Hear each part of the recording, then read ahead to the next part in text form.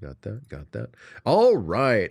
I've got so many goddamn ghouls this year. I don't know if I told y'all this, but I have this goal for the month of January. A ghoul goal, if you will. Oh my God. Goal, if you will. goal. I've got a ghoul goal, and the ghoul goal is to try and, at least for the first month of the year, I would like to watch a ghoul goal.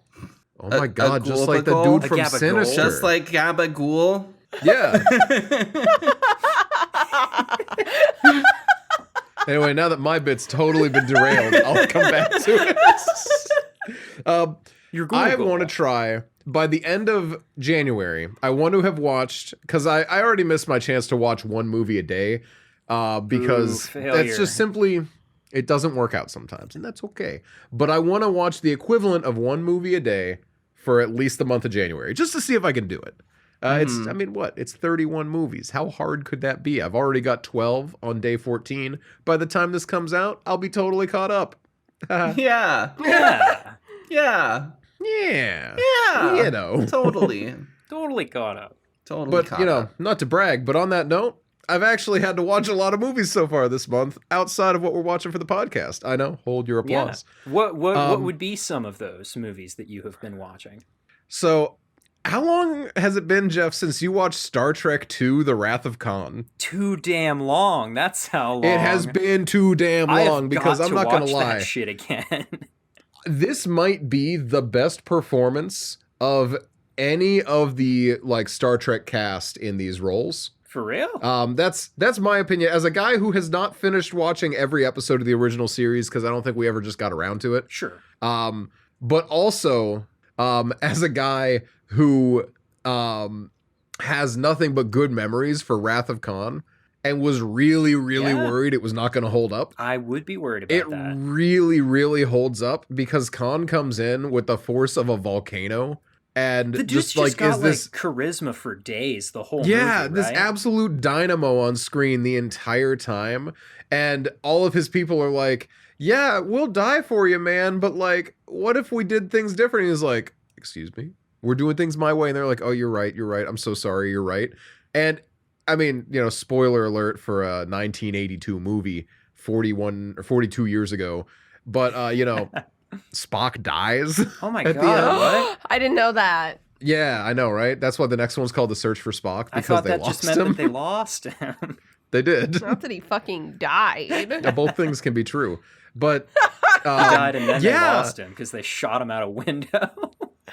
Because, Khan is a military genius, and he blows the shit out of the Enterprise. And Scotty's like, hey, Captain, I can't send you any more sauce. The radiation down here is actually killing me right now. Generators so fucked, luckily, he says. In Star Trek world, radiation doesn't seem to be that big a deal if you can get out of there quick enough. But then Spock comes down and nerve pinches everyone around him and goes in and does the big, noble, the needs of the many outweigh the needs of the few thing. Mm-hmm.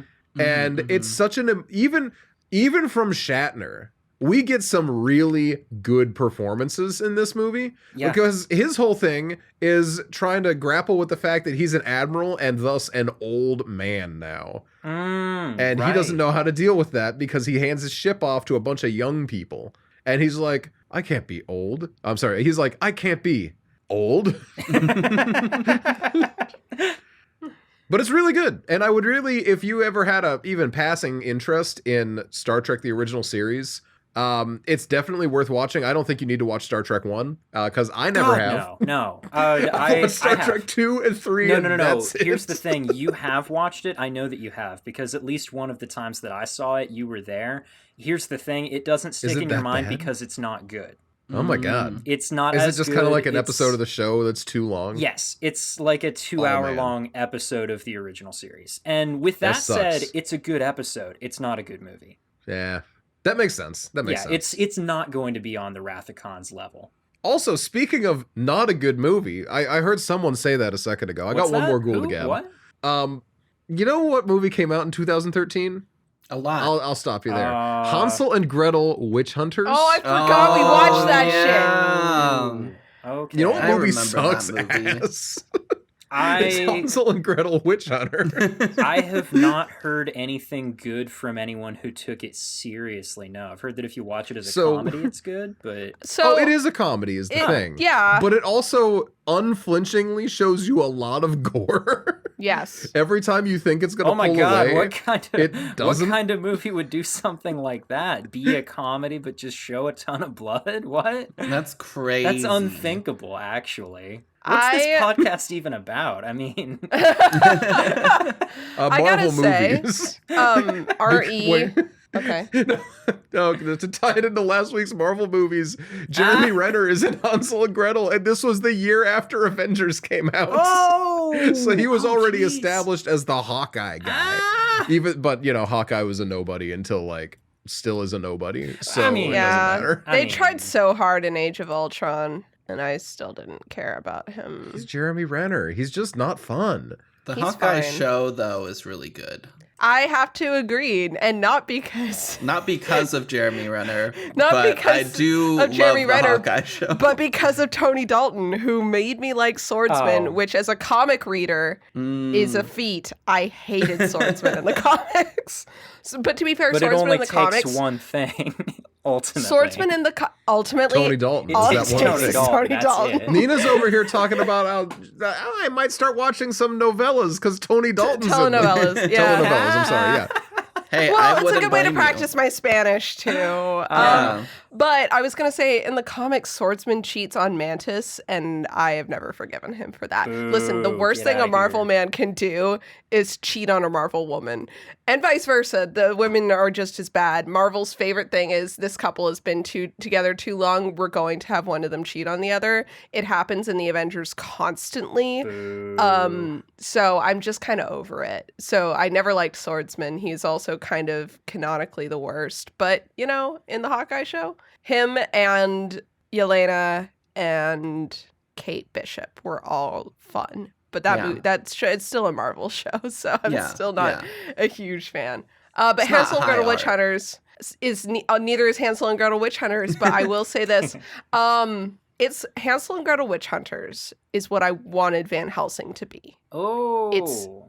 It very much camp, and it sticks the landing 3,000% more than Van Helsing does. Mm-hmm. Which is not hard, but it was fun to watch. There are a couple things that they do, and you're like, is this really a plot point in this movie? And yes, it is. You can call every twist from a mile away, and it's great. I loved it. See, for me, coming fresh off of, and by fresh off of, I mean a month and a half off Brothers Grimm watch, I'm like, oh yeah, this is PG-13. And then they say the fuck word so much. And they say the shit word. And he said ass in the opening, and I'm like, oh, they're being edgy. No, it's way worse than that. Nice. It's surprisingly, fun, I did watch that movie back when it came out, but I do not remember it at all. I could not tell you a single thing that happens in that movie. I feel like I remember seeing posters for it, but that was it. They run by the Wizard of Oz school of all bad witches are butt ugly and all good witches are pretty. Yeah. And that's about it. They're like, oh, the black magic that they do makes them so ugly and ugly. They're crusty as hell. Their skin is cracking. You know who else is in this movie? Jean Grey from the X-Men movies / Xenia Onatopp from fucking the Pierce Brosnan Bond movies. She's Xenia? Yes, you didn't know that? No. I thought I told you that when we were watching the X-Men was hot, movies. But I don't think Jean Grey is hot. You're so mean. That is the same fucking woman. That is the exact same woman. Is it just because she dates Cyclops and that ruins her for you? Is that the problem? No, it's because Xenia... she's written poorly, Jean Grey is. Xenia is Xenia Onatopp. Right. Sure. She really is. Sure. She's Xenia on the top of things. I don't even know if her name is Xenia Onatopp or Xenia Onatopp of. It might be Onatopp of. It's just Onatopp. I was right first. I know this because I played GoldenEye 64. Nice. Okay, let's stop talking about James Bond. What else did we watch this week? I was about to start making Roger Moore jokes, but okay. I don't know, Nina. You were about to talk about I had to cut it off. We gotta stop it now. I could sense them coming. I could see you gearing up. I have a prediction of what Nina's going to talk about, but I might be wrong. I actually, You're right. So Noah and I watched a David Fincher movie scored by, of course, the one, the only Trent. But it's called... You want to calm down before you get excited. Calm the fuck down. There is very little Trent. You watched The Social Network. I see. Okay. No. We watched The Killer, starring Michael Fassbender. Okay. Yeah, the new I one. haven't heard too many good things. So pretty early on, Noah and I made a huge mistake. Like, unfathomably huge mistake with this movie. By pretty early on, Nina actually means 13 seconds into the movie. We realized that it is just, and I mean this, a Dexter episode. Now to all the Dexter fan in the audience that was like, oh, it is a really good Dexter episode. It's a great Dexter episode, but you know what Dexter episodes are not? Scored by Trent Reznor. Well, but here's the problem. Ironically, just like Star Trek 1 is a great Star Trek episode that's a bad movie, this is a great Dexter episode that's a fine movie. No, okay, here's my big problem with the whole Trent Reznor scoring thing. Trent Reznor's music is not the music on display in this movie. You know whose music is? Morrissey. The Smiths are playing constantly through this whole goddamn movie. I cannot tell you how many Smiths songs played. It had to be at least 30. The Killer loves the Smiths, and he is constantly listening to the Smiths, and it's diegetic. Can he not afford the Cure? We, the audience, no. It's thematic because he is canonically in the movie the type of guy to say the word normies. So. Yeah. Not only does he say normies, but just like Morrissey, he has a really overinflated opinion of how important he is in the world. Which is the point. I will say that is the point of the movie. Yeah, okay. So using the Smiths is actually like... It is thematically. Yeah. Yes. You can tell that David Fincher isn't like, the Smiths are great and this doesn't say anything about my character. I just wanted the Smiths to be playing. But it is also very funny to cut, and there's just another Smiths song playing in the background. The Smiths medley of like 50 Smiths songs that like cut between scenes was hilarious. I will say, I think there is a chance that there's more to this movie, coming from the man who made Fight Club, one of the most misunderstood movies of all time. Right. There's a chance I missed something here. Well, I've heard you're other just saying people... this to hedge your bets. I'm hedging my bets, but I think the takeaway we landed on of this guy's this is the guy in the wrong is kind of the takeaway that we're meant to have. Mm-hmm. I mean, no, it is. It's just I just don't think it's that deep. It's fun enough to watch. I just don't think it feels like you're watching an episode of You or Dexter with the like internal monologue, and similar to You and Dexter, it feels like you are supposed to think that the person you're listening to, you're slowly supposed to realize he's an unreliable narrator. It's just that revelation comes way earlier than the movie thinks that it does, I think. Mm-hmm. That's my opinion from watching it, but it is one of those things where, like Noah, I feel like maybe I missed another layer to it because it feels so simple, but also it is a direct to streaming like David Fincher movie. So it's kind of it's formulaic on purpose, having Trent Reznor score it, being a David Fincher movie, being about a hired killer who listens to the Smiths and calls people normies. It's very clearly supposed to be what it is. I just don't think, and maybe it's not even meant to be that deep, honestly. But if that sounds like fun to you, you should watch it. It's not a waste of time. Okay. I'm going to probably... That doesn't sound like fun. Yeah, I'm going to probably take a little bit longer to get to it than I had previously been planning on, but I was already putting it off because Fincher was like trying to get around union rules to be allowed to promote it during the strikes. So I'm kind of like, whatever. Yeah, not prioritizing you now. Mm-hmm, mm-hmm. We just put it on because it was there. Yeah. Can I gab my ghouls? Or do you have more ghouls that you wanted to talk about? Gab it up. Perfect. So if you'll remember a while ago, I talked about that I finally watched the first Saw movie. Yeah. And I was like, I enjoyed it way more than I thought I would. I'm going to have to watch the rest of the Saw movies. So you know what I did? Saw marathon? That's right. I watched the Conjuring universe movie.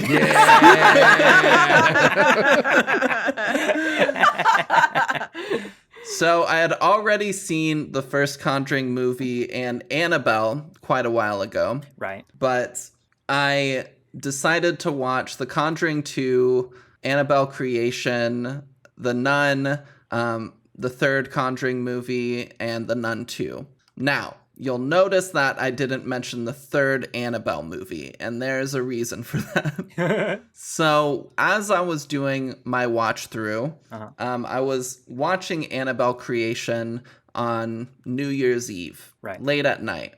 And as I was watching it, the clock hit 12. It was New Year's. Very exciting. Took a break, stepped away for a minute, came back. And then when I started playing the movie again, and I was in like the last 15 minutes of Annabelle Creation, it was like, oh, we're sorry, we can't find the movie that you're watching. And so I reloaded and like searched on HBO Max to like find it again. And HBO Max still had all of the rest of the Conjuring universe movies, but not any Annabelle movie. And so I was like, what the fuck?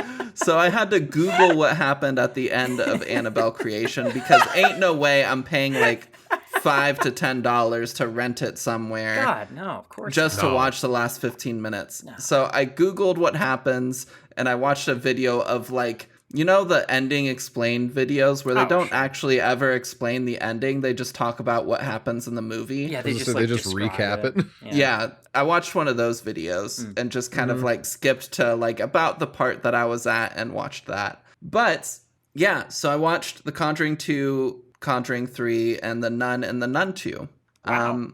And I had a great time. Nice. Back when I watched The Conjuring, like maybe a year after we started the podcast, because it was like a movie that has a reputation of being really scary. And I mean, I worked at a movie theater.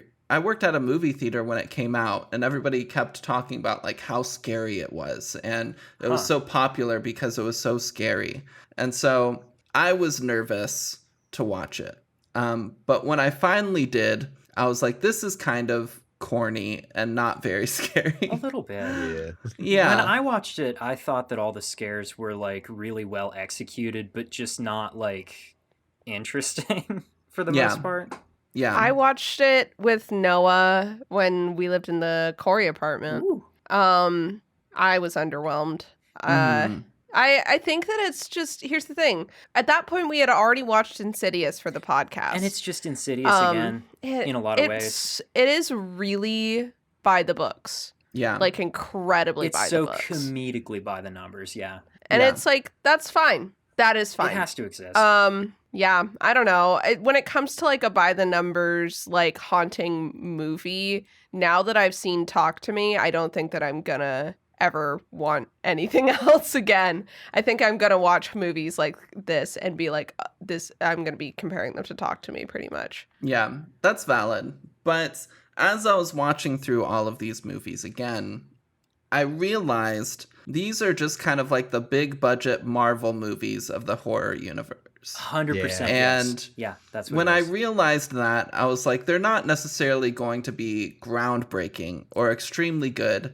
They're just fun. And once I kind of like settled with that, I understood, and I was like, this is a good time. So The Conjuring 2, at first I was like judging it on like a narrative level of like how groundbreaking this is. You care about. Blah, blah, a movie you care about, exactly. And I was like, this is kind of dumb. But I think I realized about halfway through what it was aiming to do and what the purpose of these movies were. And I think just in general, the second half of The Conjuring 2 is a lot better than the first half.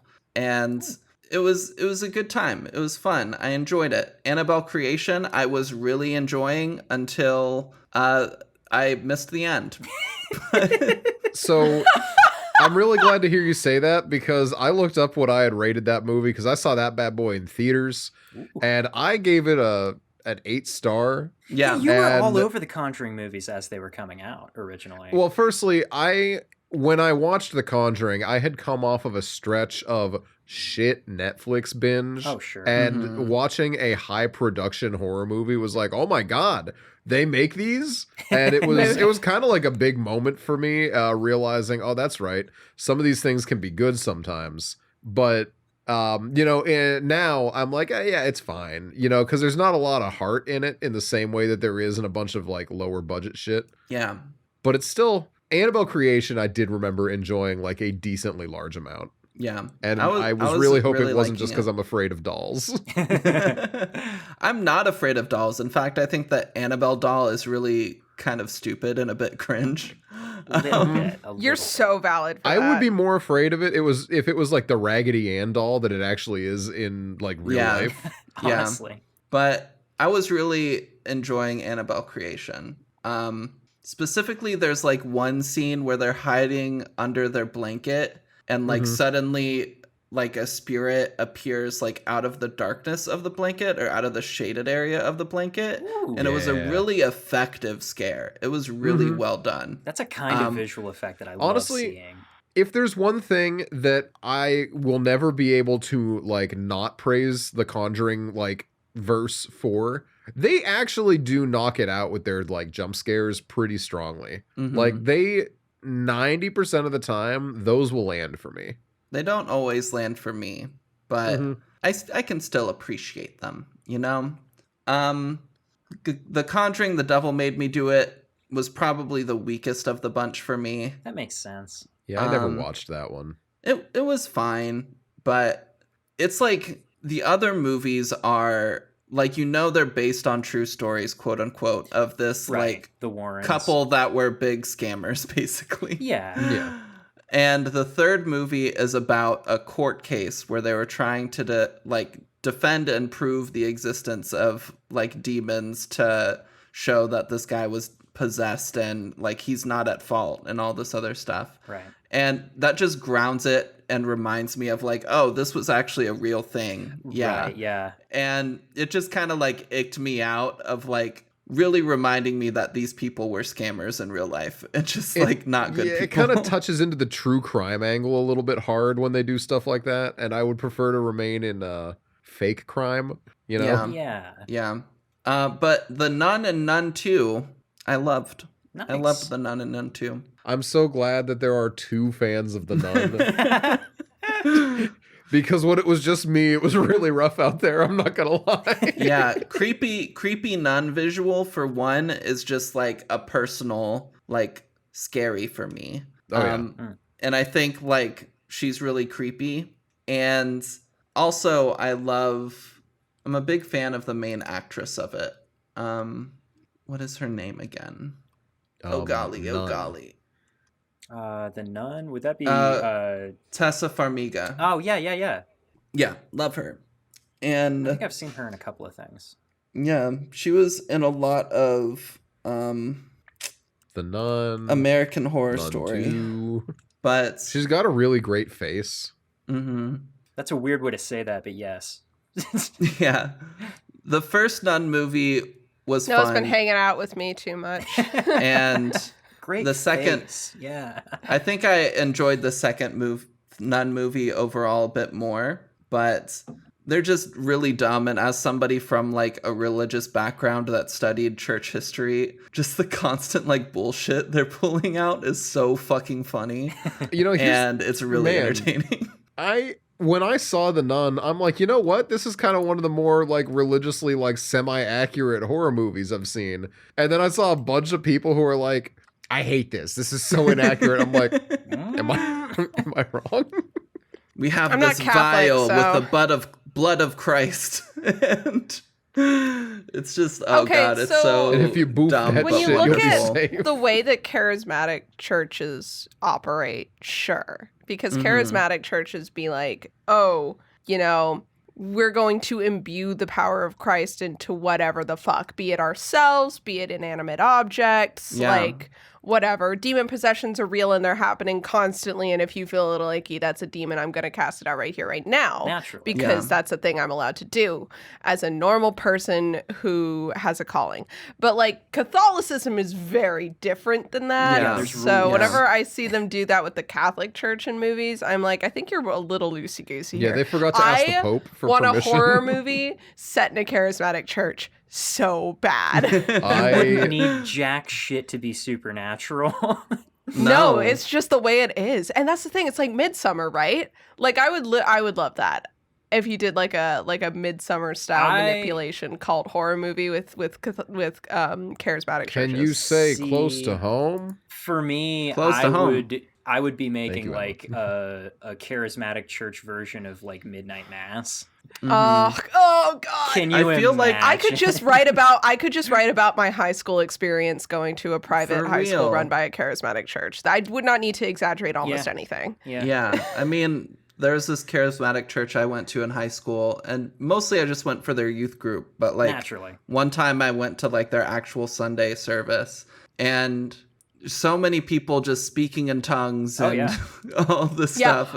And I'm like, you could very much make a movie or like a horror movie where you have this church speaking in tongues and it's like it's a demon or something like the entire time. That'd be I went to very Midnight Mass because I went to a retreat. That's where I would set it. Would be at a charismatic high school retreat, because that's when the emotions are really vulnerable for the kids and shit.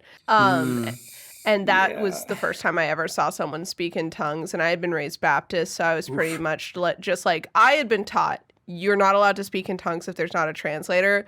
So I was immediately that's what it says in the Bible. It says that in the I was like, if we're playing by the Bible rules, which many people claim to be doing. Yeah, I was like, that's heresy. And I just kind of tuned it out. I wasn't impressed. I was like, that's like so ridiculous and stupid. I was deeply unimpressed. It's absolutely hilarious that in your like teenage mind, you were like, oh, that's heresy. No, thank you.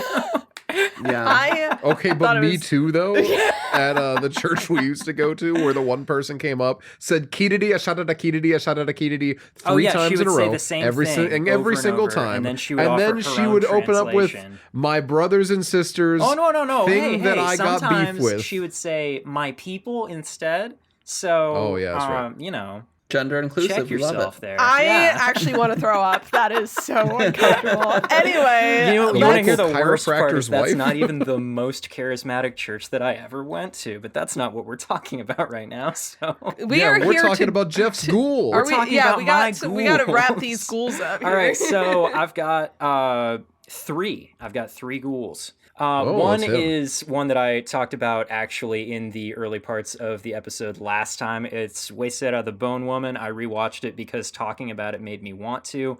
I do not regret watching it again. It's a fucking good movie and I love it. I had talked about how it's like fear of parenthood. I'm going to say in a little bit more specifics, it's about motherhood and it's about loss of identity and it's body horror and it's about heteronormativity as well. It's a lot of things and it's a really fucking good movie. I love it. Okay. This had me thinking, hey, wait a minute. I've been sleeping on an awful lot of Mexican horror, potentially. So I did a little bit of looking, and it turns out that Mexico had stupid 80s slashers just as much as we did. And guess what? They're the fucking same. I love it. Did you watch, what is it, Kronos? No, I watched Grave Robbers, which came out in 1989, but looks very similar to an American movie that might have been released in like 81, maybe. It actually kind of reminded me of a somewhat earlier John Carpenter joint. Here's the other thing, though, is people in these movies, fucking, I don't know what the deal is. They've got the best. John Carpenter's The Joint. Continue. People in Mexican movies have the best fucking earrings. I tell you what. One of the characters in Grave Robbers has an earring that she wears on only one side where it's like, it's a dangle, and the dangle is this like black clock face. It looks incredible. I need to get one. Hot. Yeah, right? It's like the face itself is black and the lettering is kind of like dark gold, almost copperish. It looks fucking incredible. I need to get some. like immediately. It's so good.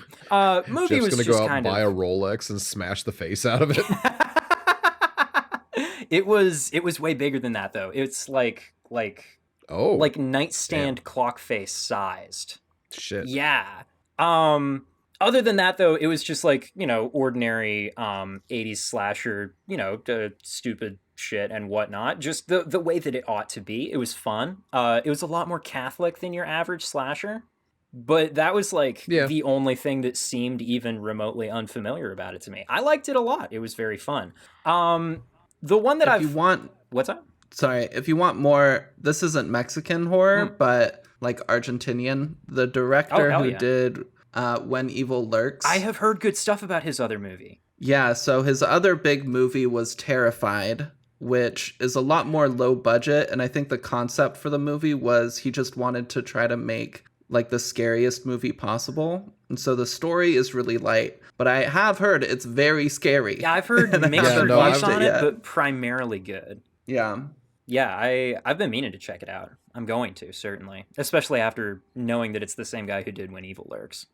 Hell yeah. But what's that third ghoul? Yeah, all right. So my final ghoul is I finally watched the 2018 Suspiria remake. Ooh. Oh. Yeah. It is not remotely similar to original Suspiria. Nope. And due to that, I don't feel a need to compare them to one another at all. It's really good, though. I liked it a lot. Yeah. I honestly don't even know how much, like, detail I can go into about it, because it's like, it doesn't have any of the lighting that the original has. It doesn't have the, like, strong soundtrack similarly to the original or anything. Like, it leans very heavily on a completely separate set of things.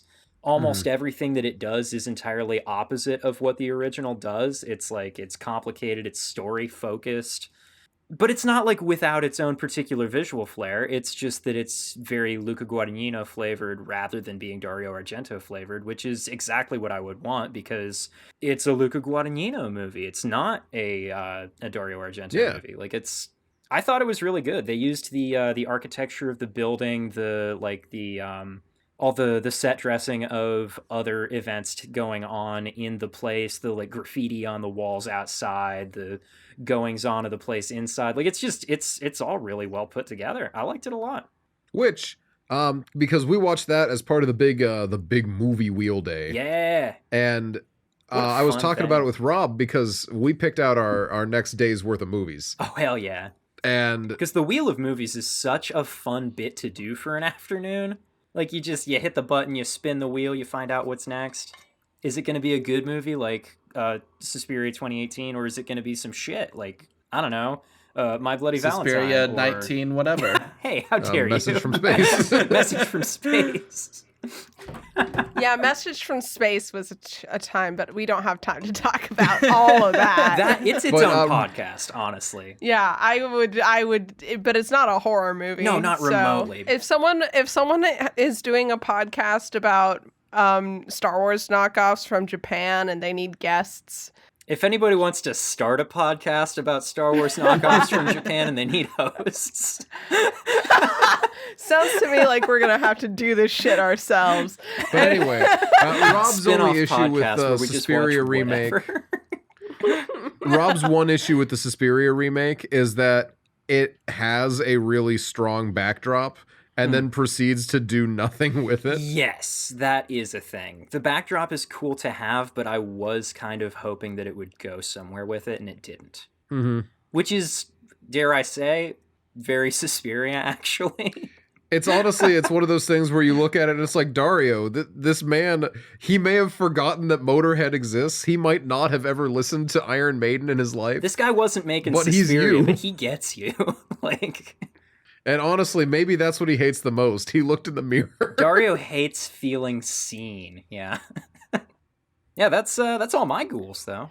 Cool. Are we ghouled out?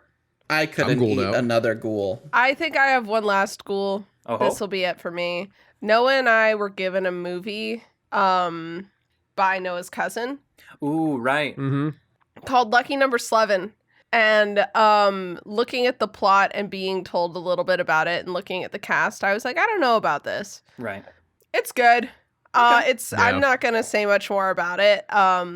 It's a 2006 movie. It feels like a 2006 movie, but it's a good 2006 movie. Okay, yeah. And I have immediately got a soft spot for it after watching. It's one of those movies that could be very mean-spirited, but decides to be a fuck you, we're gonna love each other, like right at the end. Oh, nice. And I was very appreciative of that and would say it's worth watching, though there are some like cultural faux pas thrown throughout. So we were warned specifically about a classic 2000s homophobia. Oh, nice. There's some homophobia, there's some anti-Semitism. Sure. I think that's the two big ones. The anti-Semitism is like throughout way worse than the homophobia. The homophobia, frankly, is like borderline a non-issue compared to other issues. Yeah. So, just honestly, be aware. That's the way that I find it to be with a number of 2000s movies, is that when the homophobia, like late 90s and early 2000s, like transphobic bits in movies are still like awful every time they hit, right? But I feel like lots of times mid-2000s homophobia comes across almost as though it's the joke itself. Sometimes. Right, that is definitely how it felt in this movie. And like it's one of those things where as a queer person watching it, sometimes it's kind of like, you know how a lot of queer people will be self-referential and self-deprecating in a kind of homophobic way? Oh, sure. That's what it feels like sometimes, is it feels like that kind of brand. It feels like things that like people would say about themselves now, because we all grew up with that shit and we're all like reflecting on it and using it in our own way and reclaiming it. So sometimes going back and watching it, I'm laughing at it because I'm like, oh my God. Somebody came and pulled his teeth out. He's trying to bite me, but all I can do is laugh now. Like, yeah, no, literally, exactly.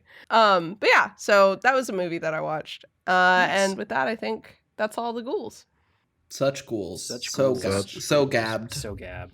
Many podcasts. As an aside, I don't really mind having spent this much time on the ghouls when I don't know how long we're going to be able to talk about this movie. I feel like this podcast is going to be a little on the short side.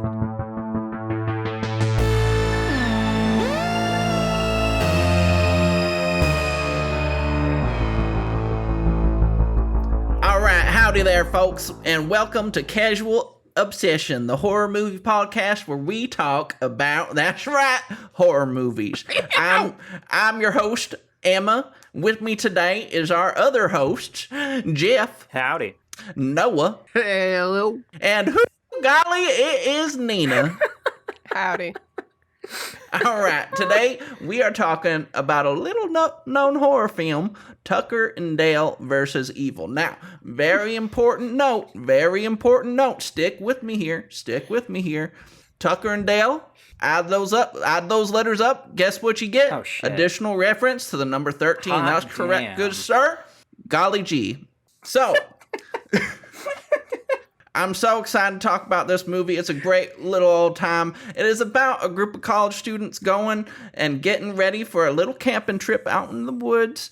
And while they're going, they come across a couple scary country folk. But flip-flop, the country folk also pretty decent fellas. You know, just good, God-fearing Americans. And just loving each other and loving life. And there's a whole interplay between the conflicts of misunderstanding, and it's a fun time. Now, Noah, could you go ahead and tell us how this movie was received critically? Oh, I do believe I can. You see, today, I got the numbers right here. We got IMDb with a 7.5 out of 10, which is a little bigger than last week. We got a Rotten Tomatoes with a 85%, which is a little smaller than last week. We got a Metacritic with a 65%, which is a lot smaller than last week. But we got a Letterboxd with a 3.7, which is a little bigger than last week. Well, that is wonderful. Now, you may be wondering, though, however, what about that Ebert, the big-time film critic? I was just wondering that. I can happily say that he himself reviewed this movie and gave it a 3 out of 4 stars. Oh. I shall simply read the first 2 paragraphs.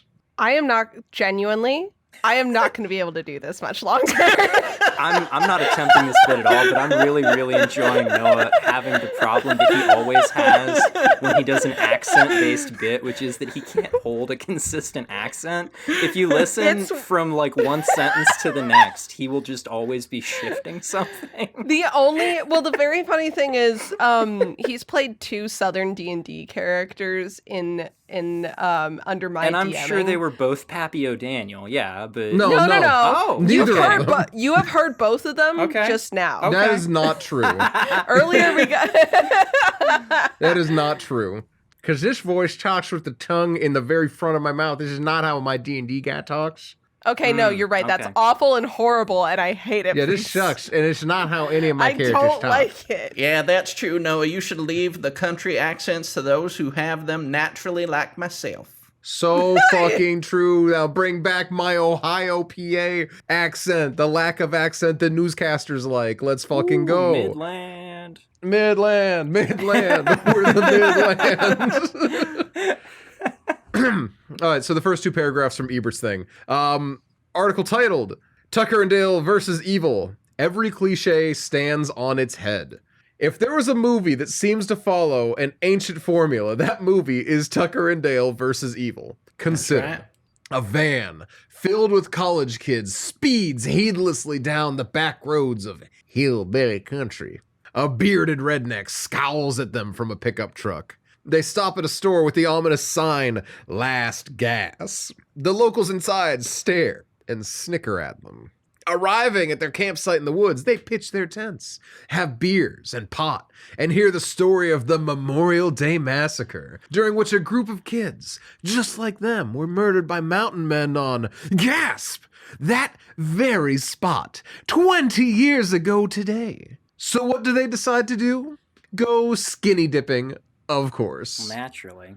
It probably won't be a spoiler to mention how the movie unfolds because the trailers have helpfully spelled it out for you. If you don't happen to know, stop reading now. But we do know because we've seen it before. Tucker and Dale are Dumb and Dumber. or Dumb and Dumber, are hoping only to enjoy a fishing trip at Tucker's new vacation cottage, which looks haunted when they arrive and has a wall ominously covered with newspaper clippings describing the murders in the region. They go fishing by moonlight, happen upon the skinny dippers, and, when nice blonde Allison is frightened by them and falls into the water, they rescue her and haul her unconscious into their boat. I'm just reading this. This is not what I usually do. I don't know why I'm still going. I don't know why you're still going either. Yeah, this is... Anyway, yeah, this is actually. Are we just doing our? No, I just actually realized while I was trying to summarize here. Ebert is just doing a summary. I'm sorry to say this, Raj, you're phoning this one in. You're slipping, Ebert. But yeah, he has generally decent things to say about this when he does talk about it. And he gives it a 3 out of 4. Generally positive feelings. Yeah. It's a fun time. How could you not give it generally positive feelings? Really, yeah. Mm-hmm. But how generally positive do we all feel about this movie? Generally. Generally. What did I rate it? Nina.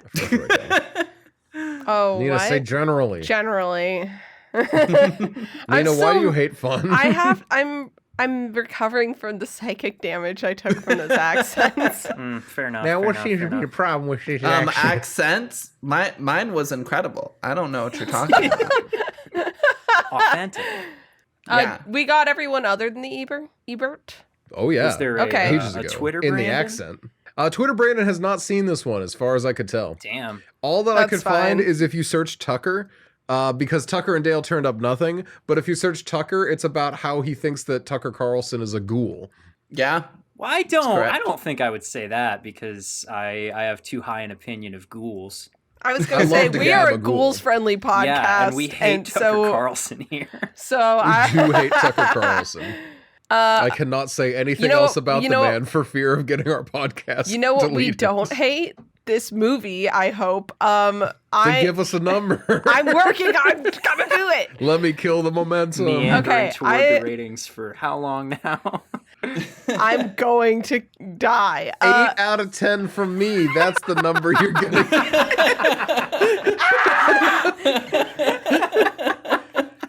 Yeah, it's the same number I gave it a few years ago. I stuck with it. I think that this is a really fun movie. I think this is the same number I gave Cabin in the Woods. I think so. It is. Same number I gave Cabin in the Woods. Cabin in the Woods might be technically better than this in a few ways, but this movie is just a really dumb, fun, put it on in the background movie. Yeah. I'd agree and I with love that. Alan Tudyk.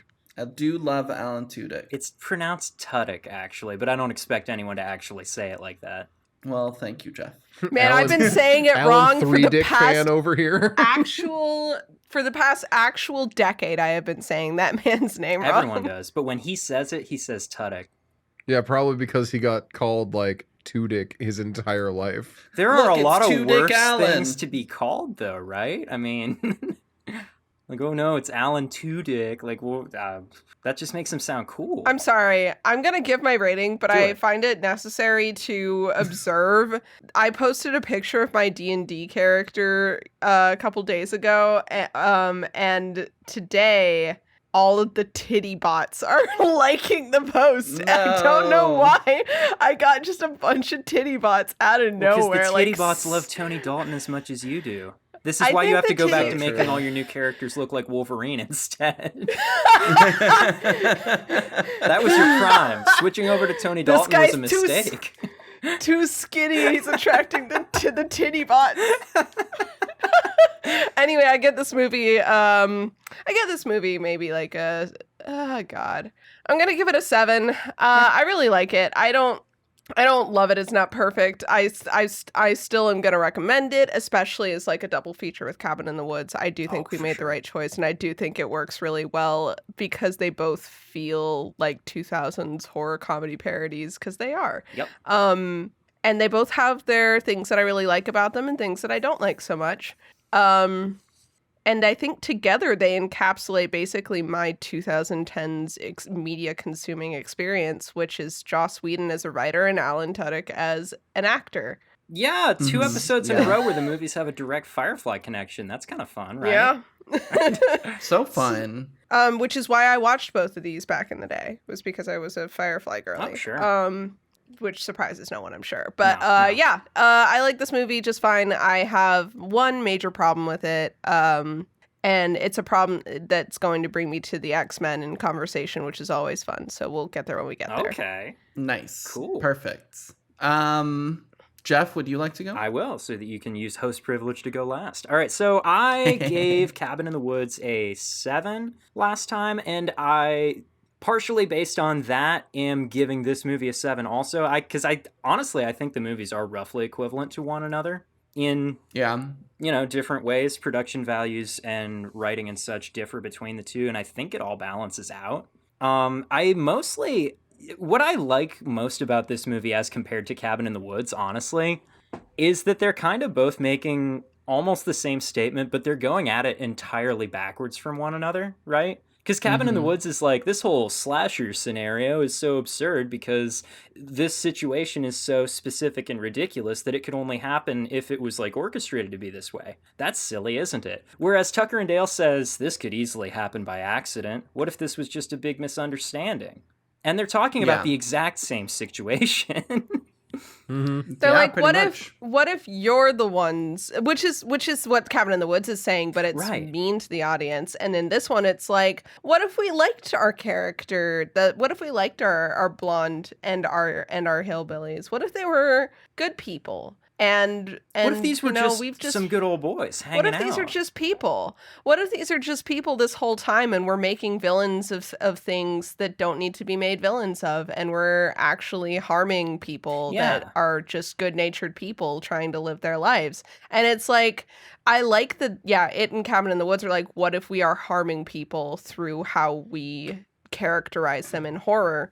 But in this one, it's like, think of the people that you're mischaracterizing as people and have some empathy for them. And in Cabin in the Woods, it's like, we're all bad people for doing this. So it's very different approaches. That's deeper than I intended it. But yeah, I get assist points for that one because I said it before. All right. And for me, I don't remember what I gave Cabin in the Woods last time. I think I gave it like a 8 or an 8.5. That sounds right. Tucker and Dale versus Evil is a very fun movie, and I really enjoy it. But it's a bit one note. Yes, and very so much. For that, it's like on like a commentary level and like what it's executing and trying to do level, it's just not like as big as Cabin in the Woods for me. Very much. Okay. And it's fun, but it's like it's not doing a whole lot. So I'm gonna give it like a 7 because it is a very fun time, and I do recommend it to people to watch. But it kind of gets distracted doing bits rather than making a point.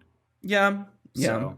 And I think at the beginning of Scream 5, when Jenna Ortega's character is talking about like, oh, I like intellectual horror and like old horror isn't really my thing. I think I'm very similar. I like when the movies are kind of making a point or have a meta narrative or like something. They just tickle me more. But yeah, that's our ratings. What sort of content warnings do we have for this movie? So this movie is far too casual about sexual assault. Yep. Yeah. Mm-hmm. It's really weirdly casual about it. Kind of odd.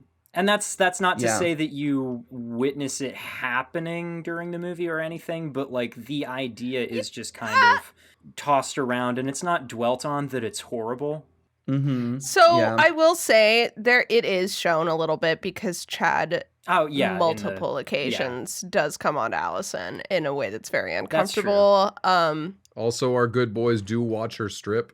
They do that, or at least one of them does. Tucker does. Yeah, Dale doesn't. Dale That's covers true. his face. Let's not slander my man our here. Our slightly less good boy does watch. Yeah, the movie's got some misogyny to it, to be sure. Yeah.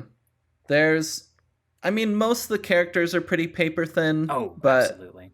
The female main characters are paper thin in a way where, to me, it just feels a bit misogynistic. They're thin in like a derogatory kind of way. Like they're all written stupid on purpose, kind of. And it's sort of like, well, that's the movie, but also like, it didn't have to be.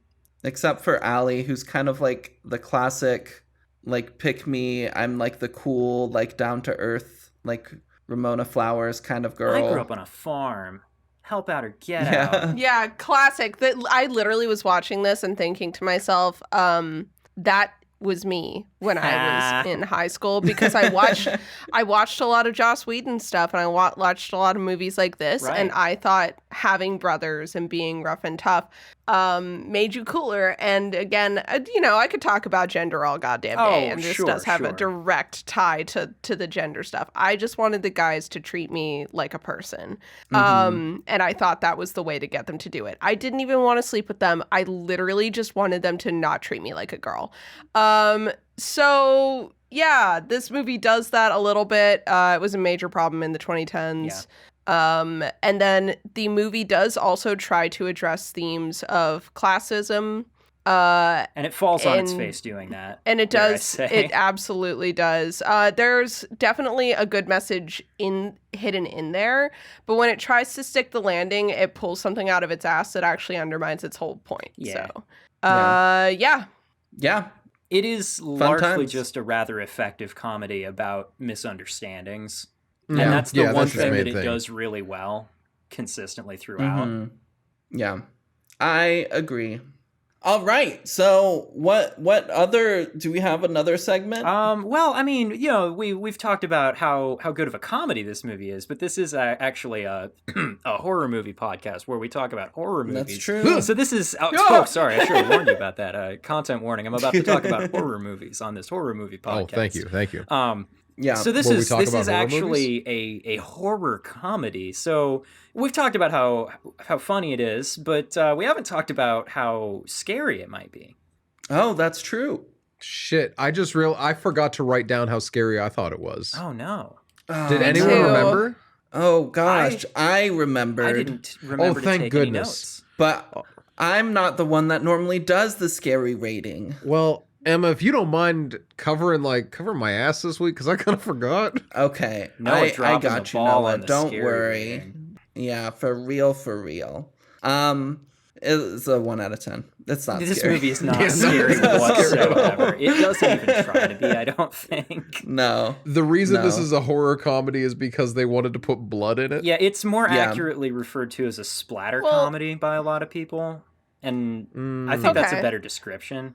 It is very much about horror movies, though, so, like... It is. It is the parody that it is and the satire that it is directed specifically at the horror genre, which is why that's much where it like belongs. Cabin in the Woods, where it is more fun when you know some of the horror stuff they're doing. Yeah. Mm-hmm. This is fun if you know the stuff. It also, though, is very fun if you don't. Yeah, it still stands up.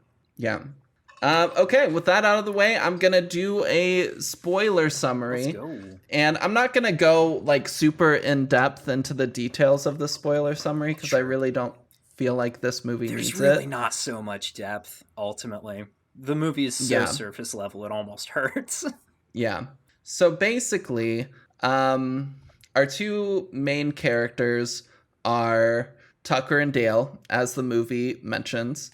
And they're these two kind of like redneck, like country boys who finally bought like their dream vacation home in the woods. They go there and it's basically an old murderer's shack. And so their goal is to like fix it up, and they don't realize it was a murderer's shack, but they're just fixing it up so that they have like a little escape that they can go to and fish for a weekend and do all of that stuff. As they're going there, they almost get run off the road by some college kids. And the college kids, the only two that are actually like very important that you need to know their names are Chad and Allison. Or Allison. Yeah. But her friends call her Allie. So the two groups kind of keep seeing each other, and you'll see things from the college kids' perspective where they keep just seeing these like two scary like hillbilly people that they're like that they think are gonna kill them or something, and then we see the context of these two like largely good-hearted like country guys that are trying to be friendly to these college kids, but they just keep coming across as awkward. So awkward at best. Yeah. Both groups get to the woods.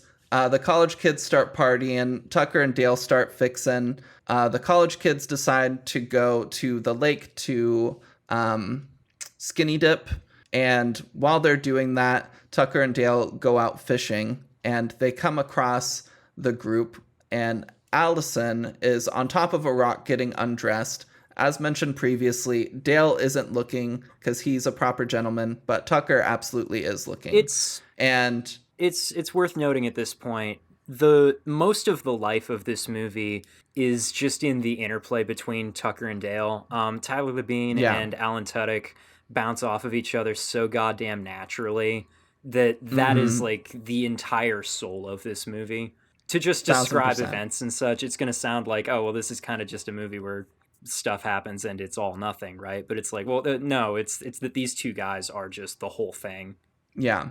So basically, Dale shouts out at Tucker for spying on her, and she hears them, turns, like freaks out, and falls from the rock and hits her head. So they go and help her and are calling after her friends that, hey, we have your friend, trying to tell them like, hey, your friend is hurt, like, but instead they come say, help. Hey, we got your friend. And then all the college kids go running off screaming into the night.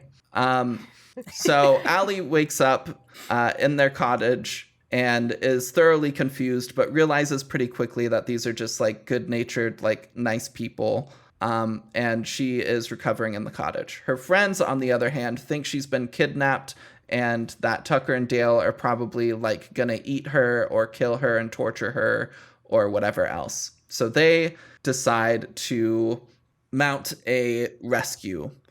Chad in particular is kind of the leader. He's he's too into the idea of like rushing in and trying to kill these people immediately. And he's a bit cuckoo. A little bit cuckoo. And so he gets them all in on this idea Dale is inside the cottage helping Allison and playing like a board game with her, while Tucker is outside sawing some tree logs and stuff so that they can remove them. As all the kids start rushing, Tucker saws into a bee's nest, and the kids see Tucker just kind of like swinging a chainsaw around while running and screaming wildly. And so they all start to run away. Tucker is running away, trying to get away from the bees. And as they're doing that, one of the kids thinks Tucker is chasing him and isn't paying attention, is kind of like looking over at Tucker as they're running side by side. And then he runs into like this sharpened tree stump and impales himself on it. And then Tucker keeps running, and a bee lands in front of the kid right as he dies, and he realizes kind of what happened. Then Tucker gets back annoyed, so Dale starts actually helping with everything. The college kids mount another rescue attempt where they start accidentally killing themselves all over the property. And this is not even in normal ways either. Like... No, one like has like a makeshift spear or something, sharpened up and a like stick. Trips and falls into the pit that Dale is in, and like the impales himself. Yeah, the outhouse hole, and impales himself on the spear above Dale. Another one tries to tackle Tucker, and Tucker like ducks just in time, not knowing, completely unintentionally. Does not know, moves out of the way, and the kid jumps into the wood chipper. And so things aren't going well. Honestly, that leads to one of the best lines of the movie, where he gets back to the house. He's like, "I figured it out. It's some weird suicide cult. They're killing themselves on my property." Oh my god, that makes so much Dale's sense. Like, that makes so much sense. They're trying to get Allison because they want to kill her. I love the way Alan Tudyk says the line too. He's like, some college kid just went and hucked himself right into the wood chipper. Yeah. We had a doozy of a day. So the college kids... We're not there yet, but... The college kids finally decide to call the police, even though Chad is like, "We don't need the police. We can take care of this ourselves." But they call the cops, and a police officer comes to check things out, and comes to the cabin as Tucker and Dale are cleaning up these bodies of these kids that have killed themselves on their property. And so Tucker is trying to explain what happened, and obviously the cop is like, "You take me for an idiot." But then they move inside because they mention that Allison is inside and was knocked unconscious and has a head injury. So the cop is going to check on her. And while they're talking, the cop leans against this like support beam that is completely fucked. And he pushes it down, and this like board full of nails falls and like slams him in the head. And so then the cop is like stumbling back to the cop car, trying to call for help, is unable to do so and dies. And then Chad takes the gun, or no, one of the other kids takes the gun and is trying to shoot at Tucker and Dale. And Dale is like, "Oh, you have the safety on. You got to take the safety off." And the kid like goes to take the safety, goes to take the safety off, and is looking at the gun and accidentally shoots himself in the head. And then Chad takes the gun and starts shooting at them, and it turns into this big thing, a big standoff. A shootout even. Eventually, oh gosh. So... they take the dog hostage. They take the dog hostage, and Tucker goes outside and is sneaking around while Dale is shooting at the kids with a nail gun. And Tucker is able to get the dog free, but gets caught in the meantime. So the kids like leave and say, "Hey, we got your friend now, huh?" Or no, they don't do that yet. But they take Tucker and they tie him up upside down to a tree and cut off a couple of his fingers and send it to Dale. His bowling fingers. His bowling fingers. So Allison finally wakes up. Dale explains kind of what's been happening and is like, should your friends be on any medication and they maybe forgot to take that medication? And they get this note and see the fingers, and the note says, "Now we have your friend." So Dale goes out to try to rescue Tucker. And while that's happening, the kids sneak back to the cabin to try to rescue Allison. And Allison's like, "No, they're like really nice people. This is all just a big misunderstanding." And the friends are like, "Oh my gosh, she has Stockholm syndrome. She's fallen in love with her captors." And then Tucker and Dale get back, and there's a big standoff, and Allison's like, wait, please, no, let's just try to talk and have a conversation. And during this, Chad reveals that his mom was a victim of this like massacre that happened here so many years ago, and that like all of her friends and her dad were killed, and his dad's body was never found, and she kind of went to a mental institution when he was really young, and so he was raised with his grandmother and heard all these stories of this massacre his entire life. And Dale is like, "I am sorry that happened to you." And it's just really funny. And Chad's like, "Thank you." I love the way he's like, "I am so sorry that happened to you, but I didn't have anything to do with that. I would have been 6 years old at the time."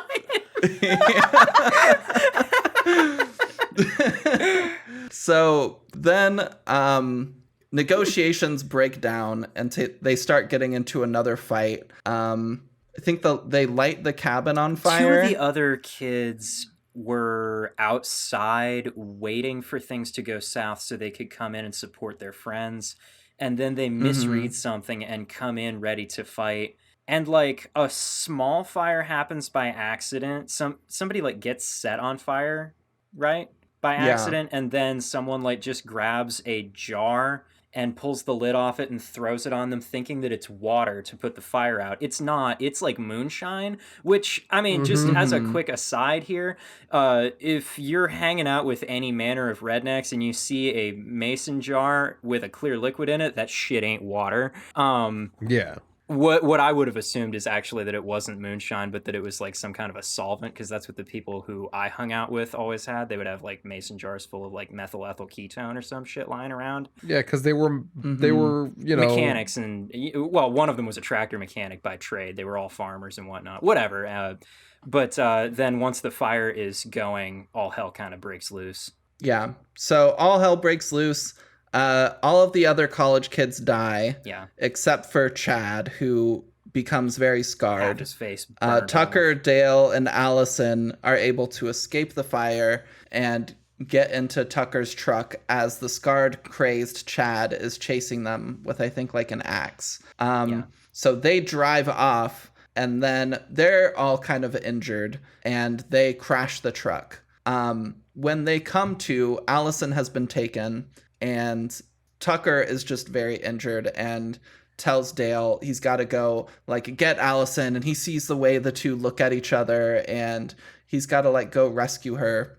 So Dale suits up in a bunch of like hillbilly battle gear, and like goes out to a sawmill where Chad has tied Allison up to a log and is going to like cut her in half with a big like saw blade. And Dale gets there just in time. They battle. Dale frees Allison, and the two kind of escape up into the attic of the sawmill where they see some old newspapers and see a picture of the old like killer from like the massacre that was captured, and he looks exactly like Chad. And so they realize Chad's mother had things not good happen from the massacre guy, and the massacre guy is actually Chad's dad. So Chad gets up there, and they try to explain this to him, and he ain't having it. So Dale, because he's a really smart guy, remembered that Chad was allergic to chamomile tea. No, that it's that he has asthma, and the stuff in chamomile tea aggravates asthma.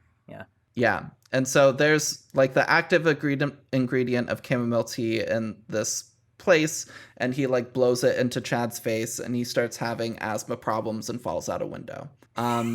Then the two escape, and they get Tucker to a hospital, and they reattach Tucker's fingers, except one of them is maybe not his original finger. I don't remember it looking like the that. two, yeah. Tucker or Dale and Allison go on a date and go bowling together, and then you also find out that through a clip at the beginning of the movie, Chad survived the fall and is still around somewhere. But it ends with like this little date scene and the two kissing, and that's the movie. Yeah, that's the movie, all right. Yeah. So when we talked about this movie after Cabin in the Woods, I was pretty excited to watch it. Yeah. And then a couple people in our Discord server were like, oh, I'm going to watch it now. I always thought based on like the advertising that it was this like raunchy, like Harold and Kumar, I think was what they referenced, like style comedy. And suddenly, even though I did, when we watched it, remember this movie beat for beat exactly how it happened, I was suddenly set upon with anxiety that I was leading everyone astray. Oh, yeah. Yeah, that happens every time I recommend a movie that I haven't watched for a bit. I was sure that this movie sucked, actually. Luckily, the people who watched it were like, oh, that was better than I expected it to be. And I'm like, good. That is pretty much what I was hoping for. Because it is. A lot of it, the scene where they have the tea and they talk things out reminds me of, there's a Community episode where the study group is arguing about horror movies and how they would act in a horror movie and how horror movies should be made.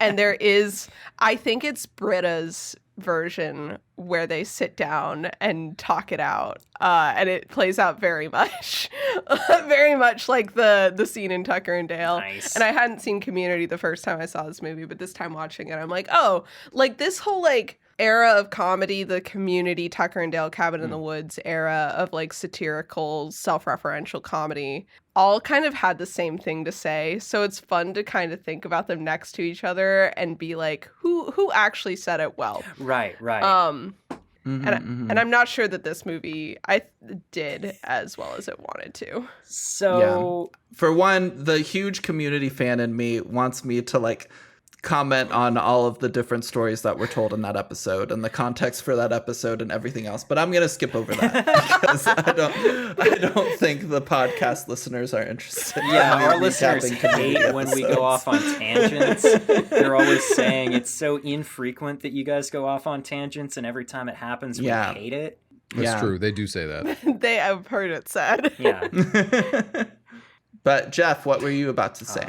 I have lost that train of thought. I don't know what I was about to say. Oh, right. Actually, so to be talking about other things of the time, right? When we talked about Cabin in the Woods, I talked about how that movie came out in 2011, but it actually started production in like late 2008, did most of its work in 2009. And only came out in 2011 because it got like delayed, right? So this movie came out on what looks to me like kind of a rushed timeline, because the first thing that happened was that like they started casting in mid 2009 and it hit festivals in January 2010. That's kind of quick. Oh yeah. And here's before we started recording, I mentioned to you that I have a little bit of a conspiracy theory here. Get your tinfoil hats on, because I think happened. My tinfoil hat is on. What I think happened is that there was industry talk about how Cabin in the Woods was getting made, and then it got delayed a little bit, and somebody said, you know what I'm going to do is, before this Five Nights at Freddy's movie can come out because it's getting delayed, I'm going to make Willy's Wonderland. Oh my god. And I think that's what this movie might be. And I think that might be why it's, there's a number of reasons for the production values and whatnot to be what they are, right? Because the movie doesn't have a shit ton of money in it, and it looks like it doesn't have a shit ton of money in it. It was made on a $5 million budget, and due to the limited nature of its theatrical release, it kind of like just made its budget back. Very much more of a streaming movie though, so like whatever. Also, though, this is this director's first feature-length movie that he ever directed, and I wonder if perhaps part of the way that he got anyone to let him do it was that he basically said, "There's about to be a trend, and we're gonna get out in front of it." Mm-hmm.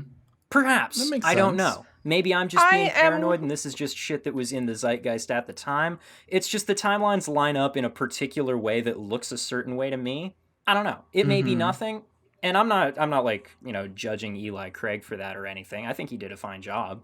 Yeah. So actually, I'm gonna put a couple of logs onto your conspiracy fire here. Oh, we're stoking. And plagiarize from Nina here, right?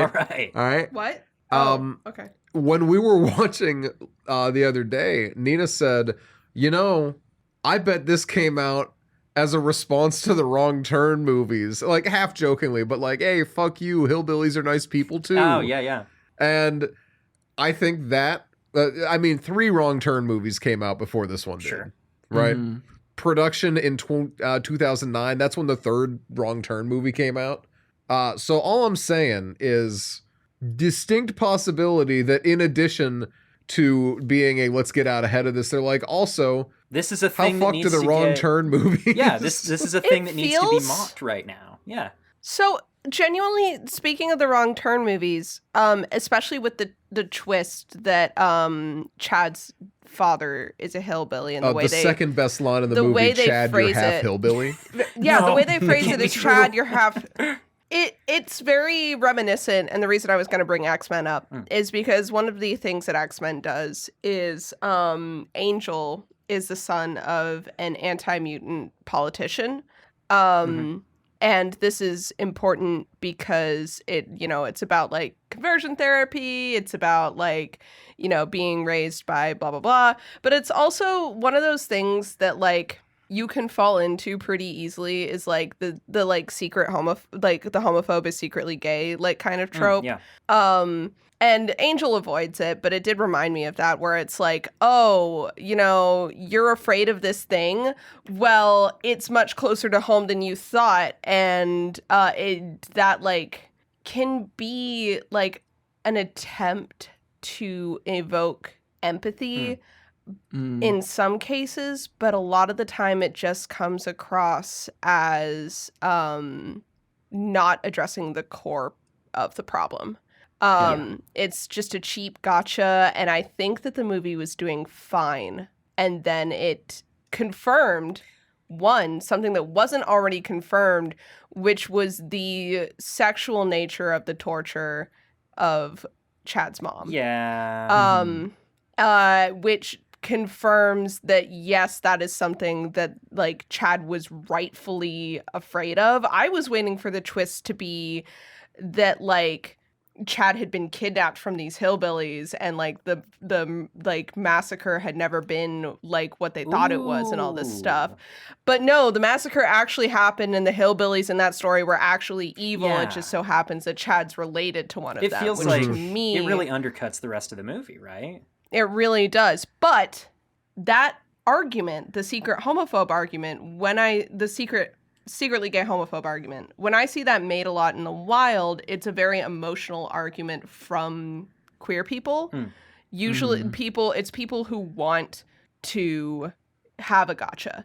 And because of how much of this movie feels targeted against Wrong Turn, personally, it feels like this movie is an emotional reaction to that specific trope, because the college kids are portrayed as like kind of mean-spiritedly dumb in a lot of cases, despite this movie's continued messaging of like, we need to have empathy, we need to talk to each other. It feels like someone got their feelings hurt by the Wrong Turn movies, and that is not necessarily a bad thing. I do not think that if you got your feelings hurt by the Wrong Turn movies because you rightfully have empathy with people who are kind of victims of like classist narratives. I think you're right, and I think this movie's right about it too. I think it just kind of isn't as nuanced as it could be, and that kind of hurts its messaging.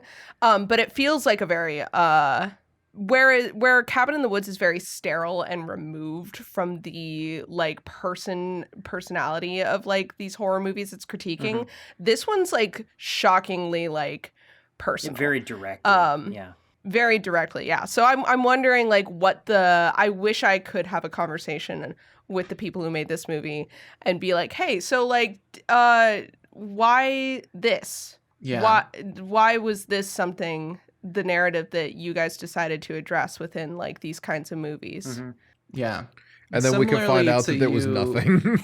Yeah. I mean, similarly to you talking about how like the fact that the massacre actually happened and those like hillbillies were like really terrible people, like undercuts like the lesson of the movie. Similarly, we have like the two main redneck characters, Dale, who's our good boy, and like we learn is actually really smart, actually. And then we have Tucker, who's a good-hearted fellow, but we also see he's a bit unapologetically pervy as well. And then at the end of the movie, when Dale is on his date with Allison at the bowling alley, we have this really creepy, like, redneck friend of Dale's that he's talking to, who sees a bunch of like college girls that he's interested in, and Dale's like talking him up, and he's like, oh, you just gotta be like unapologetically yourself, and don't be afraid, and just go talk to them and like introduce yourself. And then we see this like creepy hillbilly guy goes up, and we hear a commotion, and he knocks a girl unconscious and then carries her off screen. And you're like, what the fuck is this movie doing? Yeah, the like implication... in its closing scene as like a comedic moment. The implication is that it's the same thing that we saw happen earlier, which is another misunderstanding, but it's like not well done. Yeah, it's like, this isn't a misunderstanding. This is a clear, like, blatant case of kidnapping. Yeah. Yeah. That was a big yikes. Yeah. Yeah. Nah, this movie it's for how on the nose it is by just like looking at the camera and saying its messaging. Yeah. It still manages to undercut itself, which is kind of funny. Yeah. And the big thing there is that it like just gets distracted doing its bits, right? You can see where every wrong turn is so that a particular joke will hit. It's all just for the next bit to land. And that's And that's I mean, that's kind of a symptom of the director's whole like approach to the movie, being more focused on it being like a good comedy that also happens to have a bunch of horror movie violence in it. Like that was, I did read an interview with him where he said that was more or less what his whole intent was. And that works. It does. Yeah. It's a great comedy. And the storytelling. And I like... What's that? No, go ahead. No, I've already interrupted you a couple of times. Go. And I talked a lot. Fair. Minutes ago. So the movie does like its storytelling and setting up its plot points pretty effectively, right? Like Chad's asthma, we're getting reminded of his asthma constantly throughout the movie, because every time he does something to try and be cool, he undercuts it by hitting his inhaler while doing it. Which there's something so funny about an alpha male with like a normal like bodily failing. Well, also, oh my god, literally... just like in Hansel and Gretel Witch Hunters, Jeremy Renner's character has diabetes and has to inject insulin throughout the movie. Because he ate the witch's candy house. And and by throughout the movie, I mean once when it's revealed that he has diabetes, and then once when it comes back as Chekhov's diabetes and he has to inject insulin in the middle of the fight. Yeah, everyone knows you have to have a reminder in the middle, like the way that this movie does with the board full of nails and the beam in the ceiling, right? Because the first thing that they do when they arrive at the cabin is one of them leans against the beam and it falls down, and the nails start swinging down, and they get out of the way just in time. But then after they've got Allison in the house, she starts to lean against it, and Dale stops her and tells her about how dangerous it is. So then by the time the cop starts leaning against it, you've already been told about it multiple times. You've had the setup, you've had the reminder, and now it's the payoff. The cop dies. Similarly, Chad's asthma just keeps coming up. One of the funniest physical gags that I've ever seen anyone do in a movie, actually, is when he takes a draw from the joint and then chases it immediately with a hit from his inhaler. When I showed this movie to my parents, that was probably the scene that made them laugh the most. I've never known someone with asthma who is also smoked, so... Yes, you have. It's unhelpful from what I hear. I'm not going to say you don't count. No, I'm not talking about me. I'm talking about other you have people. fake I asthma, haven't seen that. Other people that we'll mention off Other people camera. have real asthma. Yeah, I'm excited to find out who. A friend of Noah. Oh, okay. Yeah, but like it does stuff like that yeah. really well, right? Like it does a good job of telegraphing things to you that are going to come up again later in the movie. Yeah. And I don't remember what I was going to connect that to by the time I got to the tail end of it, but so fucking true. I know I was leading to something. It'd be like that sometimes. I got nothing. The movie is good at doing that. Yeah. And I think that one of my favorite ththings, I think one thing that I wish we got more of is I like Tucker's characterization outside of the perviness. Yeah. I like he's fun. This kind of high-strung but trying to be laid-back individual. Yeah. It's very good. It's a very classic dynamic. Well, and I love the way that Dale is so convinced that he's Mr. Cool. And that he says he's a real people person, could win over anyone. And we pan over to him and he's just like glowering and covered in bee stings. I love the way that it's so obvious to us as external observers that every time Tucker is even the slightest bit out of his element, he is every bit as lost as Dale is. He just doesn't talk like it. I love that. Yeah. Like just as a little bit. I love their friendship. Yeah. I love that there are certain things that really deepen the point of this, like that the movie's trying to make, and the open communication between Tucker and Dale is one of those things. They're always sharing their emotional state with each other and being like, hey, I feel really hurt that we came out here to get my vacation home ready and you got sidetracked by these college kids and now I'm high and dry. And Dale's like, oh my God, dude, I am so sorry. You are so right. I promise I will help. And he does. And better still, once he says that, Tucker stops being angry at him. Because when he says, we came out here to work, not to play board games, he's yelling at him and he's angry and he's pouring that PBR over his face to help with his bee stings, which cannot possibly be helping at all. But then as soon as Dale says, I'm sorry, this is my bad, and I'm going to come out and help you now, he just goes, I would like that very much. And that's it. Like, he doesn't keep yelling at him or anything. He drops it immediately. Like, that's actually God, I love it so much. He's like, you want me to pull the bee stings out of your face and then come out and help dig? And he's like, yes, I would like that, actually. It's so good. I love them. They really are the heart and soul. Yeah, and I like Allison as a character. She's like perfectly fine. She is the typical like. And the girl. She's not a cardboard cutout. No, she is the pick-me, clumsy. Like, not, she is the, even though she is blonde and this is something that's drawn attention to and stuff, she is not the stereotypical bimbo of the college kids. There is one. Right, the other girl it's is not that. Allison. Yeah. So she is kind of like I'm plain, but I'm gorgeous, and I am dainty, but I grew up on a farm, so I know how to pull my weight. And I'm smart, but I'm clumsy. I'm smart, but I'm clumsy, and it's very classic. I kind of miss it sometimes. I don't. I hate it, but like with Allison, it works for the role that she's in. Well, and because like the sort of predictability, the one note kind of nature of the romance between her and Dale is half the comedy of the movie, isn't it?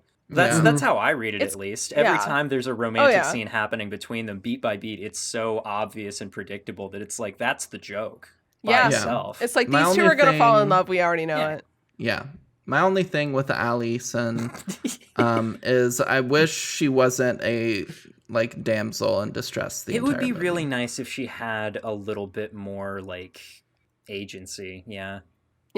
Well, if she stopped falling over so much, then maybe she'd be okay. She does just keep getting hit. That's why she gets the helmet. True. Her one moment, and I do like it because it does play into her strengths, is when she's like, let's sit down and talk this shit out. And both boys are like, yeah, they both listen to her.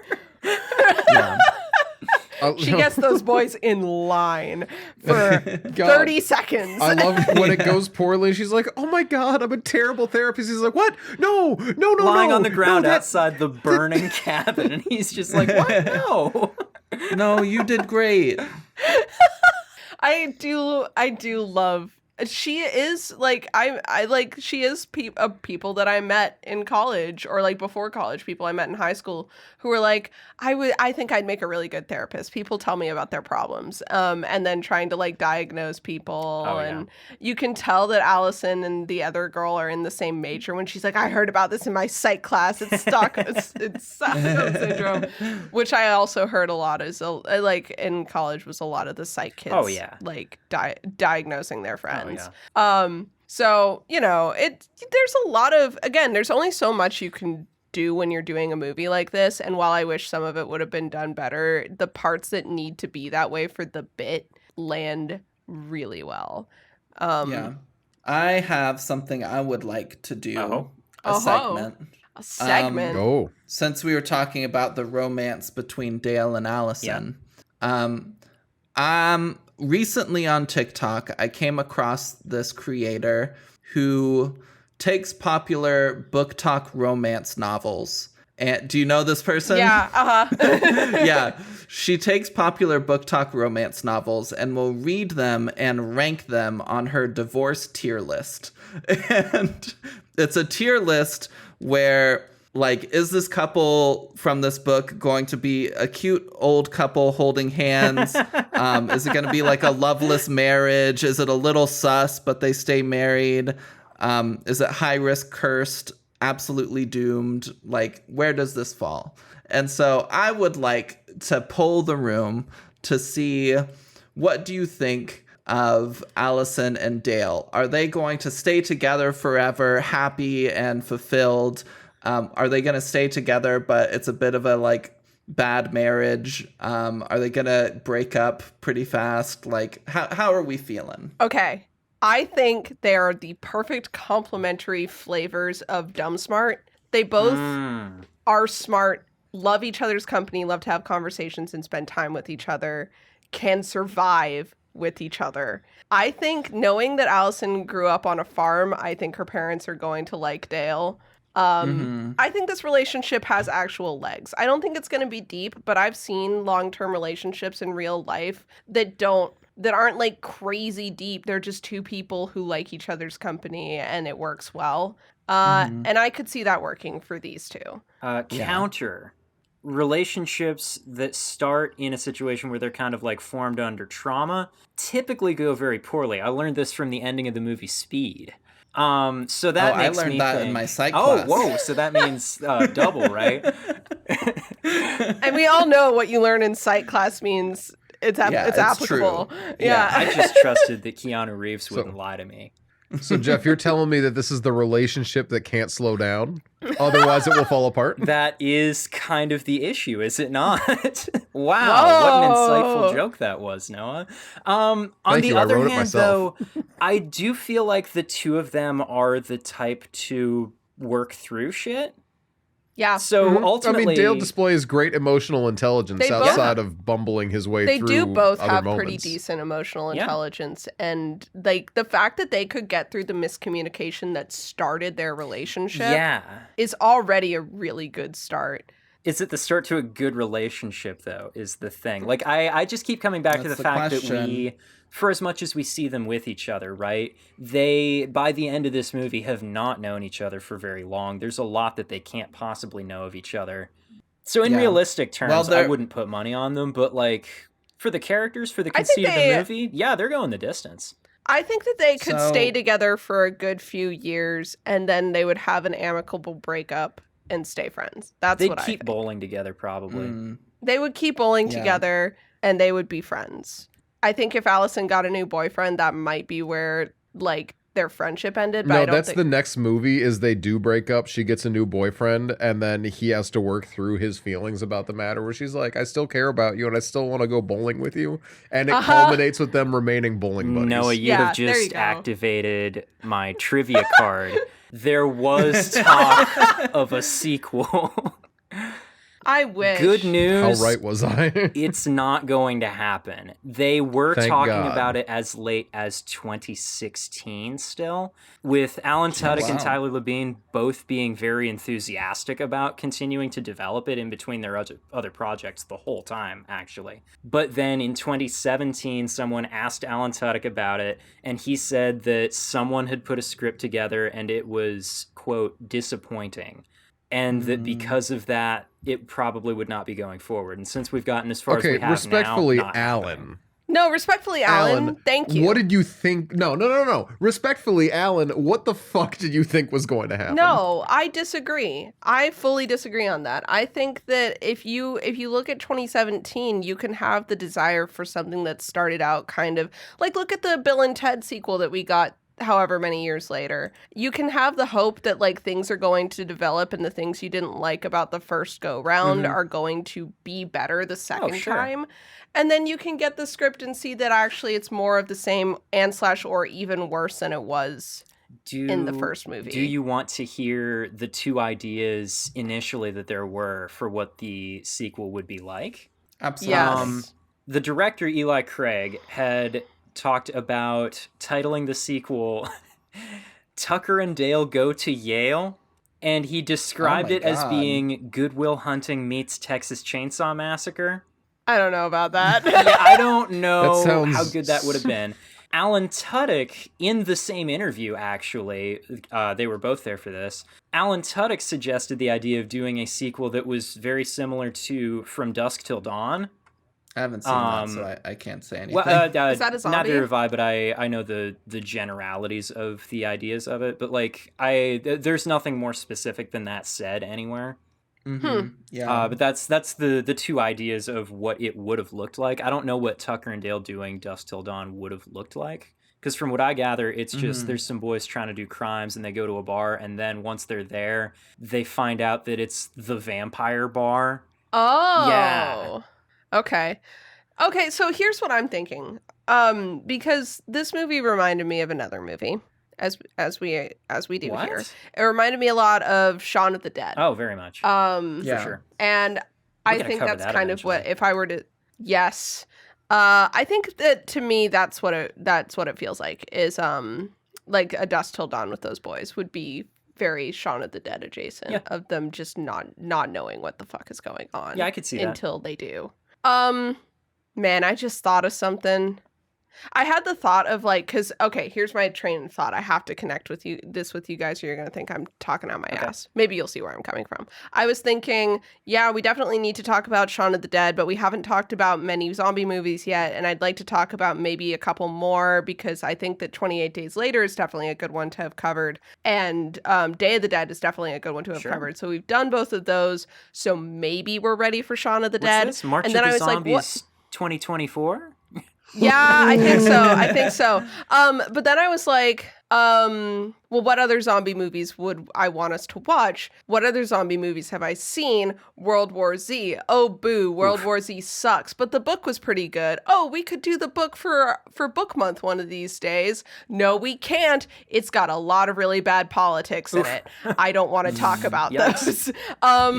So this comes around to Nina saying, World War Z is a really good book. The audiobook has Nathan Fillion, another Firefly reference. We cannot get away from these today. Narrating some of it.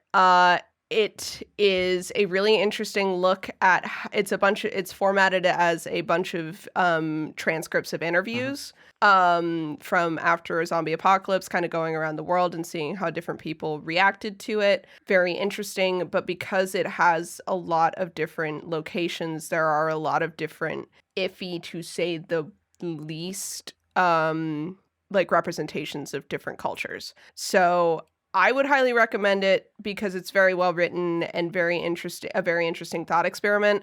But I also would say, just, be aware going in of certain things. Yeah. But yeah, that was my thought process. Also, the reason I'm thinking about book month is because we have picked our book. Well, let's not announce that yet. So jumping ahead.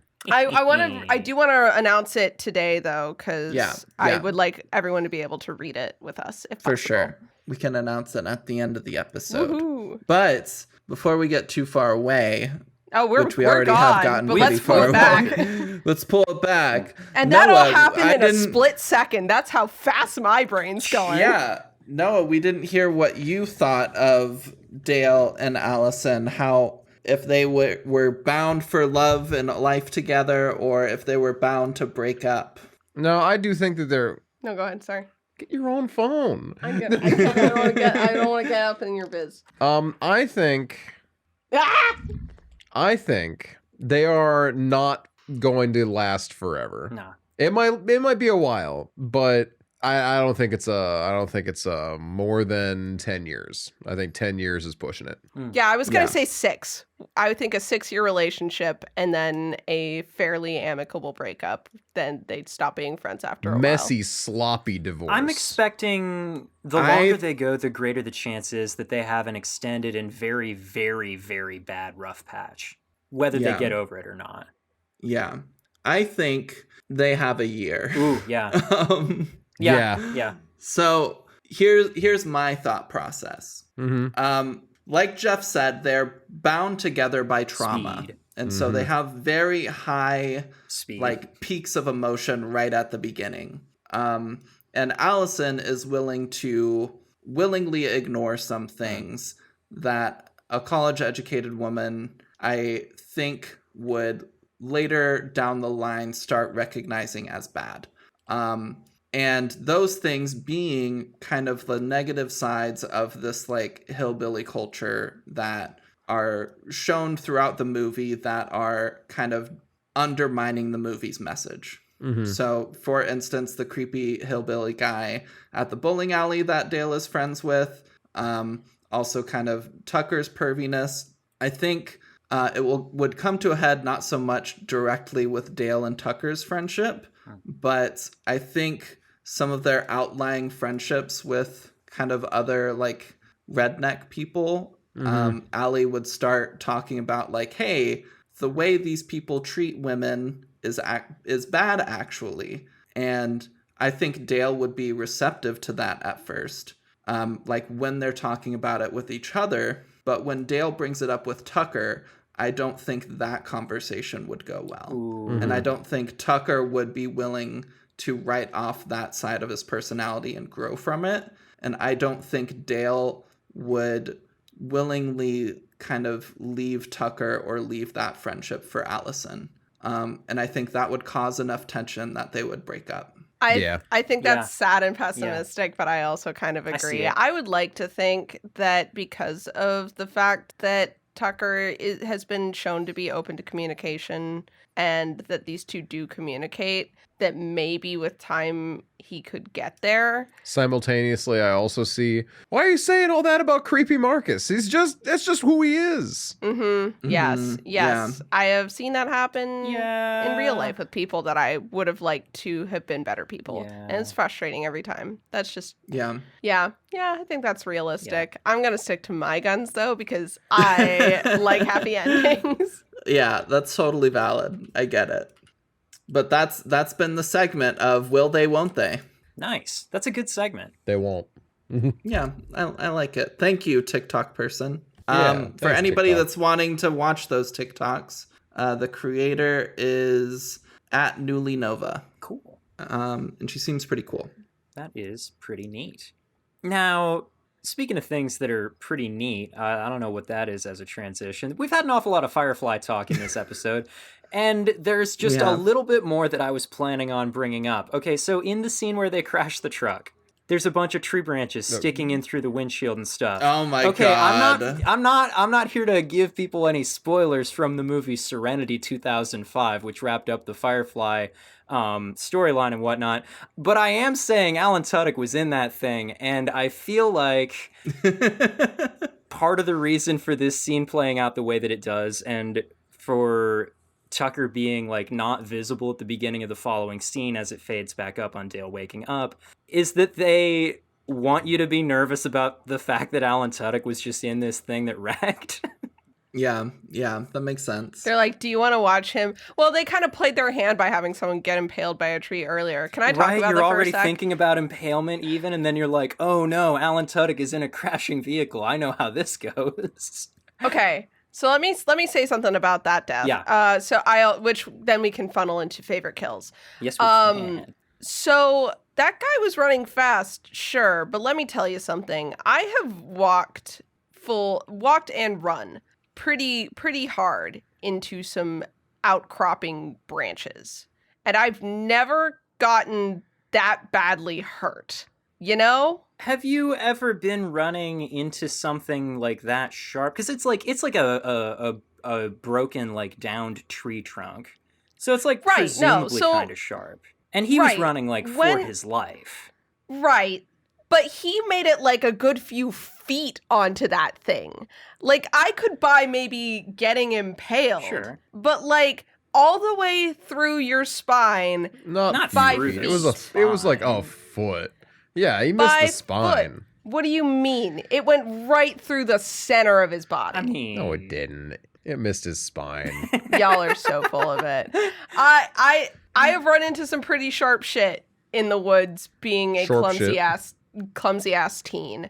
I have fallen on sharp logs. I have run into them. It's been a time.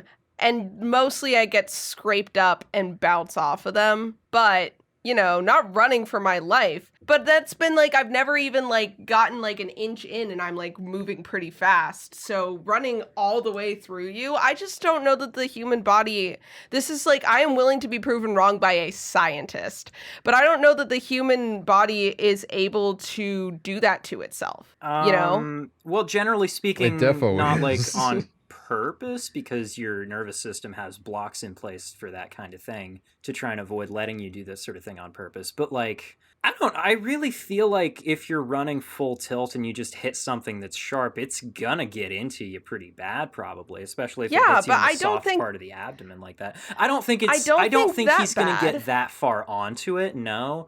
But I mean that's kind of just part of it being a movie. I don't doubt that he could impale himself on it. A knife. Oh, sure. I don't doubt that he could have impaled himself on that thing bad enough that it would have killed him.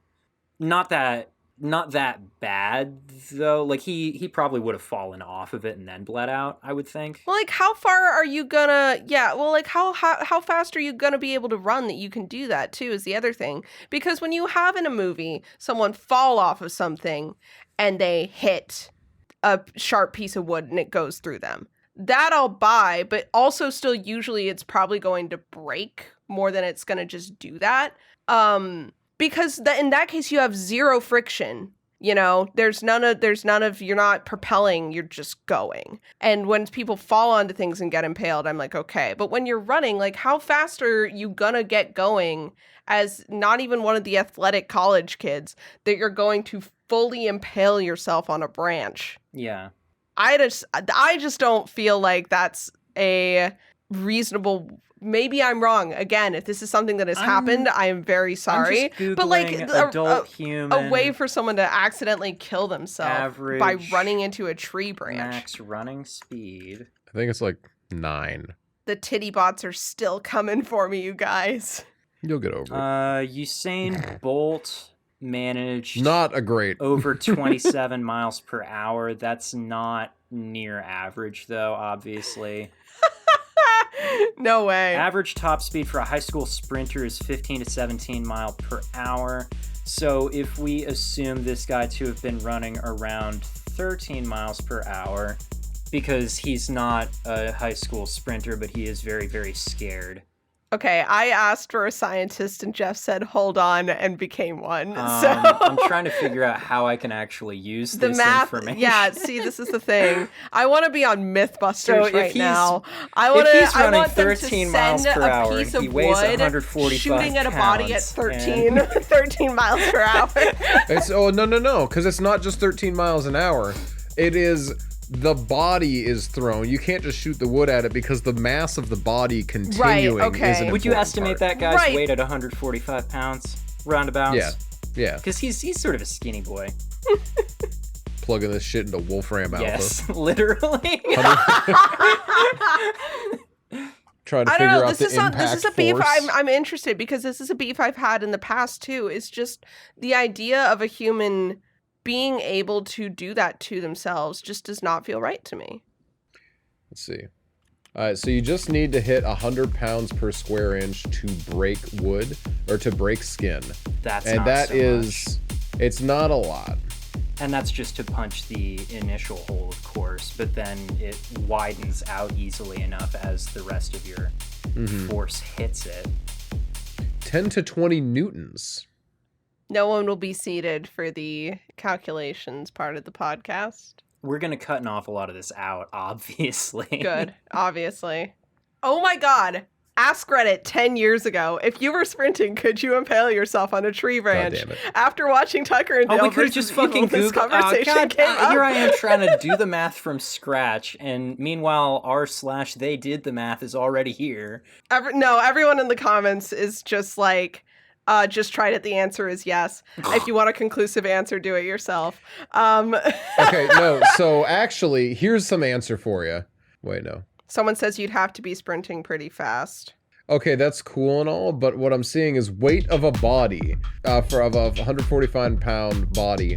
145 pounds would be running into that stick, which is more than enough to impale yourself without like stopping yourself instinctually. Right, yeah. You're hitting with 645 newtons of just weight force, which obviously is not going to be, before the math nerds get at me, obviously you're not hitting like with all that weight, because that's hitting the ground as well. A newton is what, like a kilogram per centimeter or some shit? I don't know. Oh, Emma, you're finally back from the bathroom. We've been discussing the physics of a man running and impaling himself on a tree by accident.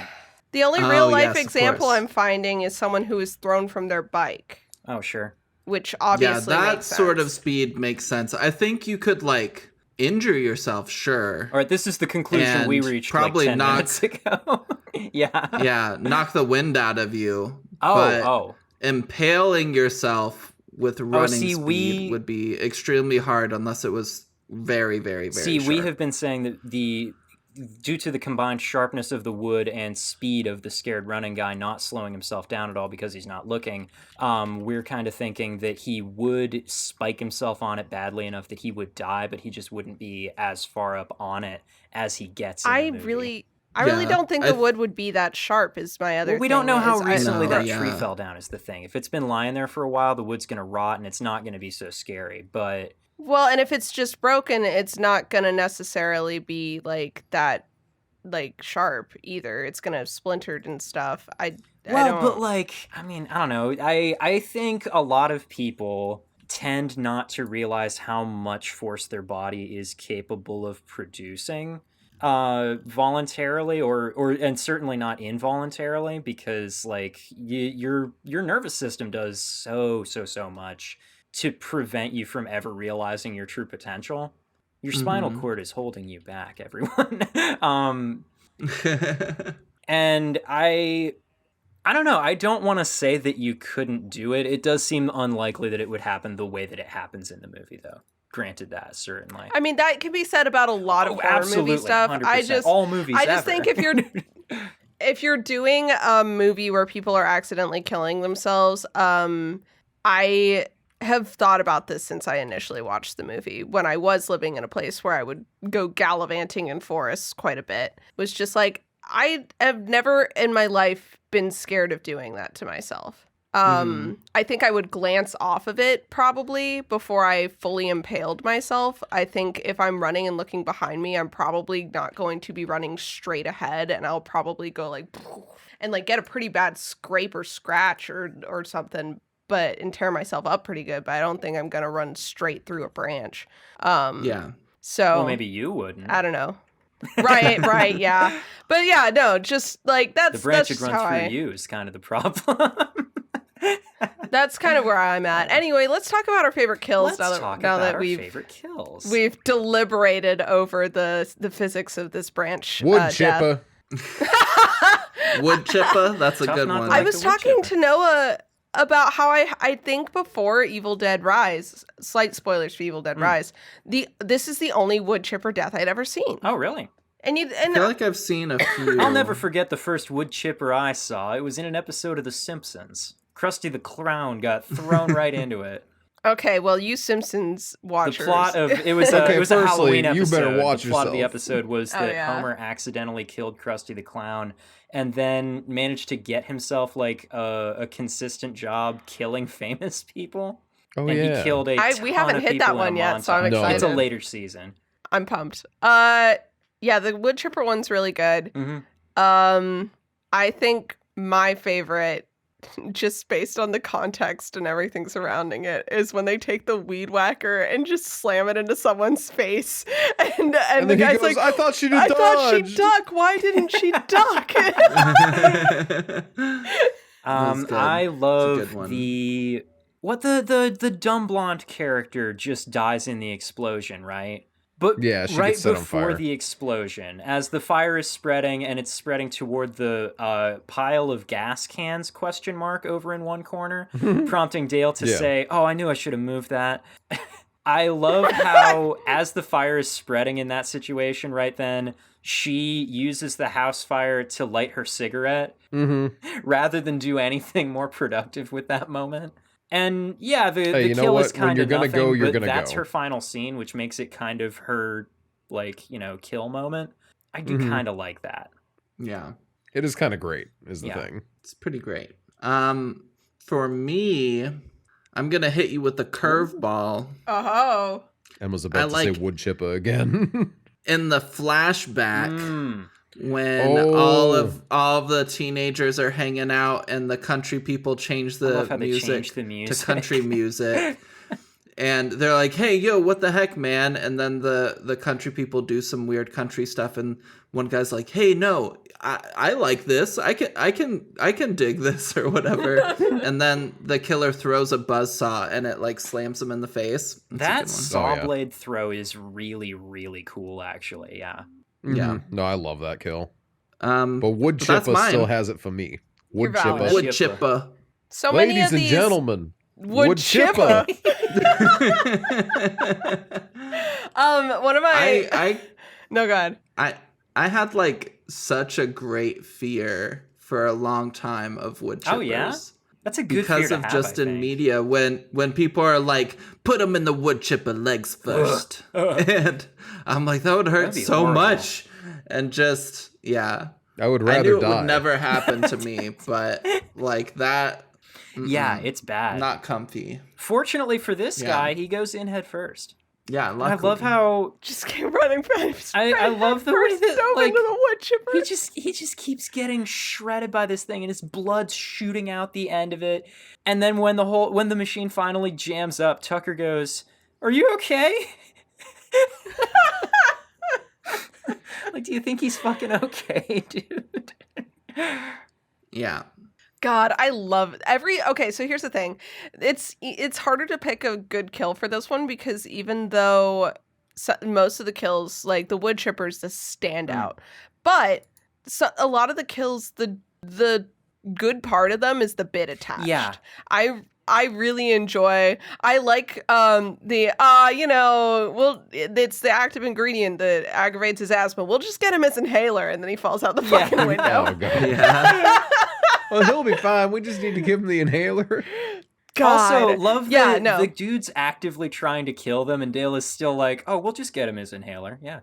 Yeah. They're like, he this will guy's have having calmed down. They're like, he's having a psychotic break. We're just gonna. Man's just having a moment.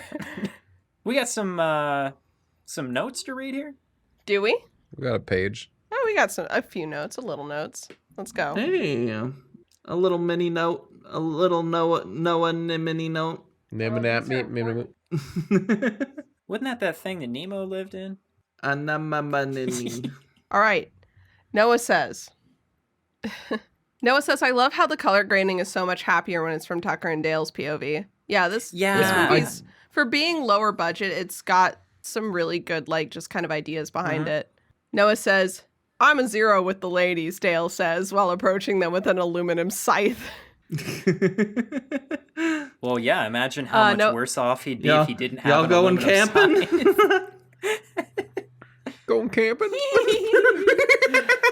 I love him so much. He's trying so hard.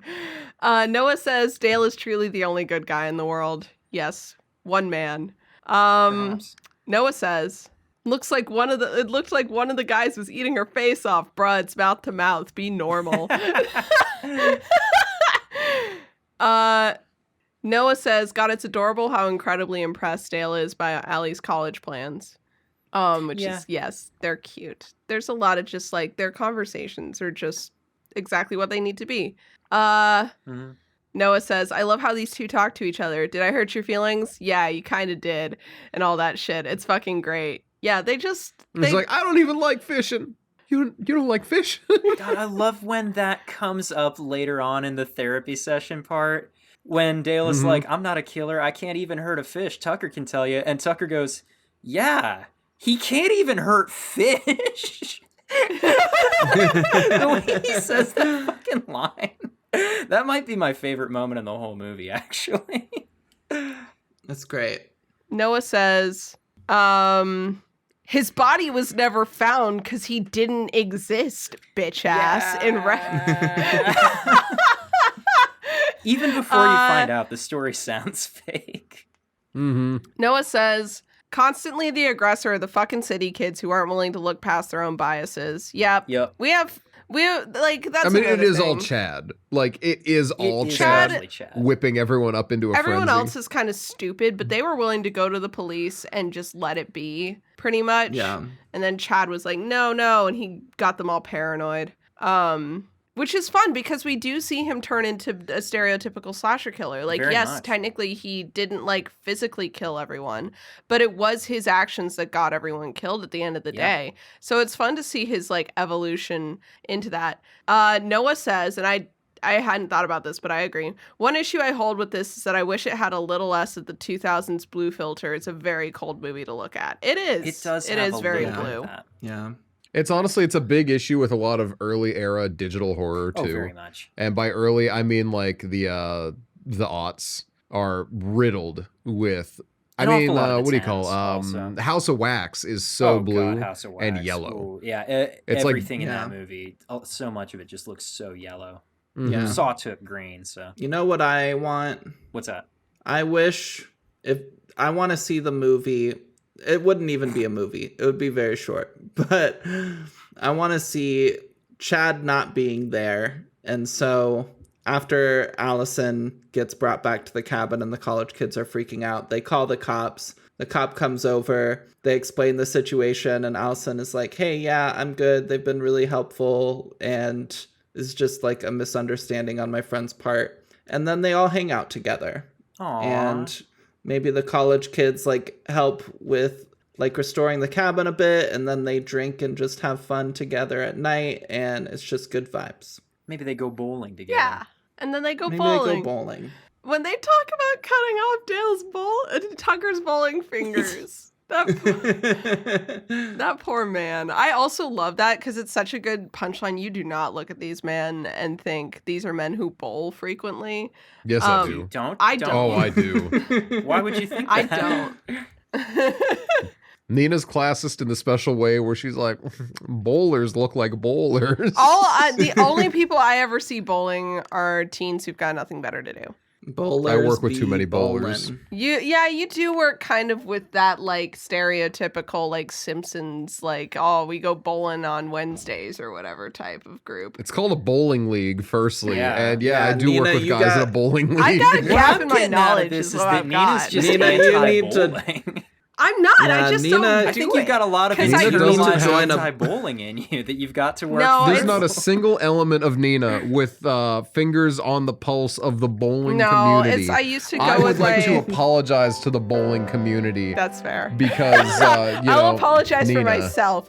I used to go bowling with my church youth group back when my joints worked better, and I tried to go with Noah, Jeff, and some other people recently, and I cannot bowl anymore because my arm will follow the ball Sad. down the lane. I went bowling and I got COVID. What if you kick it like a soccer ball? I can roll there it you with go. both hands. That is what ended up working, but even that was kind of iffy, just carrying it that far. So The old Tom Haverford method. Yeah, I'll kick it. Bumpers on.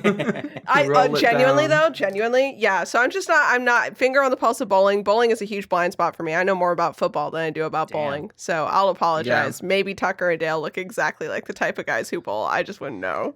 Furious nodding from all the hosts except Nina.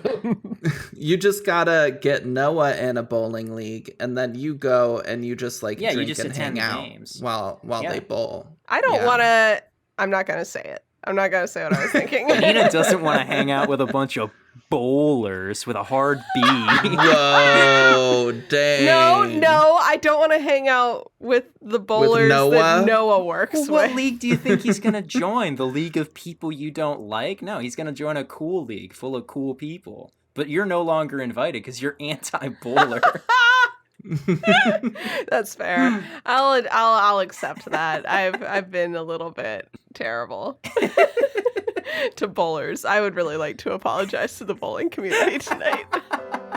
I made a serious and continuous lapse in judgment. Noah, where's that ukulele? We're gonna have to put out a twit longer from the Casual Obsession Twitter. Nina's words in the Tucker and Dale vs. Evil episode do not represent the views of Casual Obsession, the horror movie podcast where we talk about horror movies and also bowling. We also love bowlers. We love our bowler listeners. That's the official stance of the podcast. This podcast is pro bowling. I'm so sorry. I feel so on top of the world right now, LGBT just knowing that stands for bowlers. No longer stands for Benina. Stands for bowling. Well, we have had a doozy of a podcast here, haven't we? If we're out of notes, we really have. I feel that was the last this one. is the time to be moseying toward the end of the podcast. I've been one of your hosts, Jeff. You can find me on Tumblr at What Is It You Pray For? I've been one of your hosts, Noah. You can find me as Bubbadabad, Bubbadabad on Letterboxd and other spots. Keep up with me while I try to see how many movies can I watch this year. How many? Ooh. So many. It's about to be so 367. Yeah. One for every day of the year and then one extra. Damn. Watch me fail at Jeff's goal. Oh, it's not my goal. I'm not doing it. I'm Nina. You can find me at Nina Wolverina on Twitter and Instagram and Blue Sky. On Tumblr, I'm Nina Wolverina with a 3 where the E ought to go. I wrote 2 books. They're pretty good. I wrote 3 books. I've actually written 3. I keep forgetting. I've written 3 books. You can find them in the links in my bio. The fantasy books I'm very proud of. The little novella is easy to read, and I'm also pretty proud of it, so you can read that one too. I don't know. I've been watching a lot of Better Call Saul, and you're going to have to deal with it. I'm sorry. All right, everybody. Thank you so much for coming out. My name's Emma. You can find me on Twitch and Twitter at Emma Panada. I'm also writing a TRPG called All the Witches. You can find information about that at allwitches_ on Twitter.com. And, we just really appreciate y'all being here. What's our movie for next time? It's not a movie. It's a TV show. Oh, golly. Oh, by golly. Oh, gosh. We are watching The Fall of the House of Usher, and we will be talking about it right here on this podcast in 2 weeks from now. So please look forward to that. Also, our book for this year that we will be doing for our April Fool's episode. What novel is that going to be? It's going to be Clown in a Cornfield. Oh, I do love me some cornfields. Oh yeah, and yeah. Well, thanks so much, everybody. We appreciate y'all, and we will see you next time. Goodbye. Goodbye.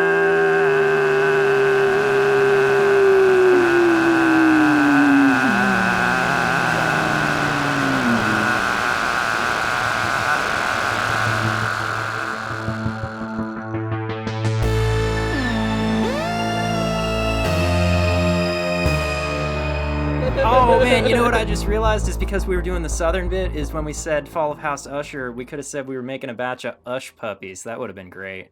That would have been really good. Damn.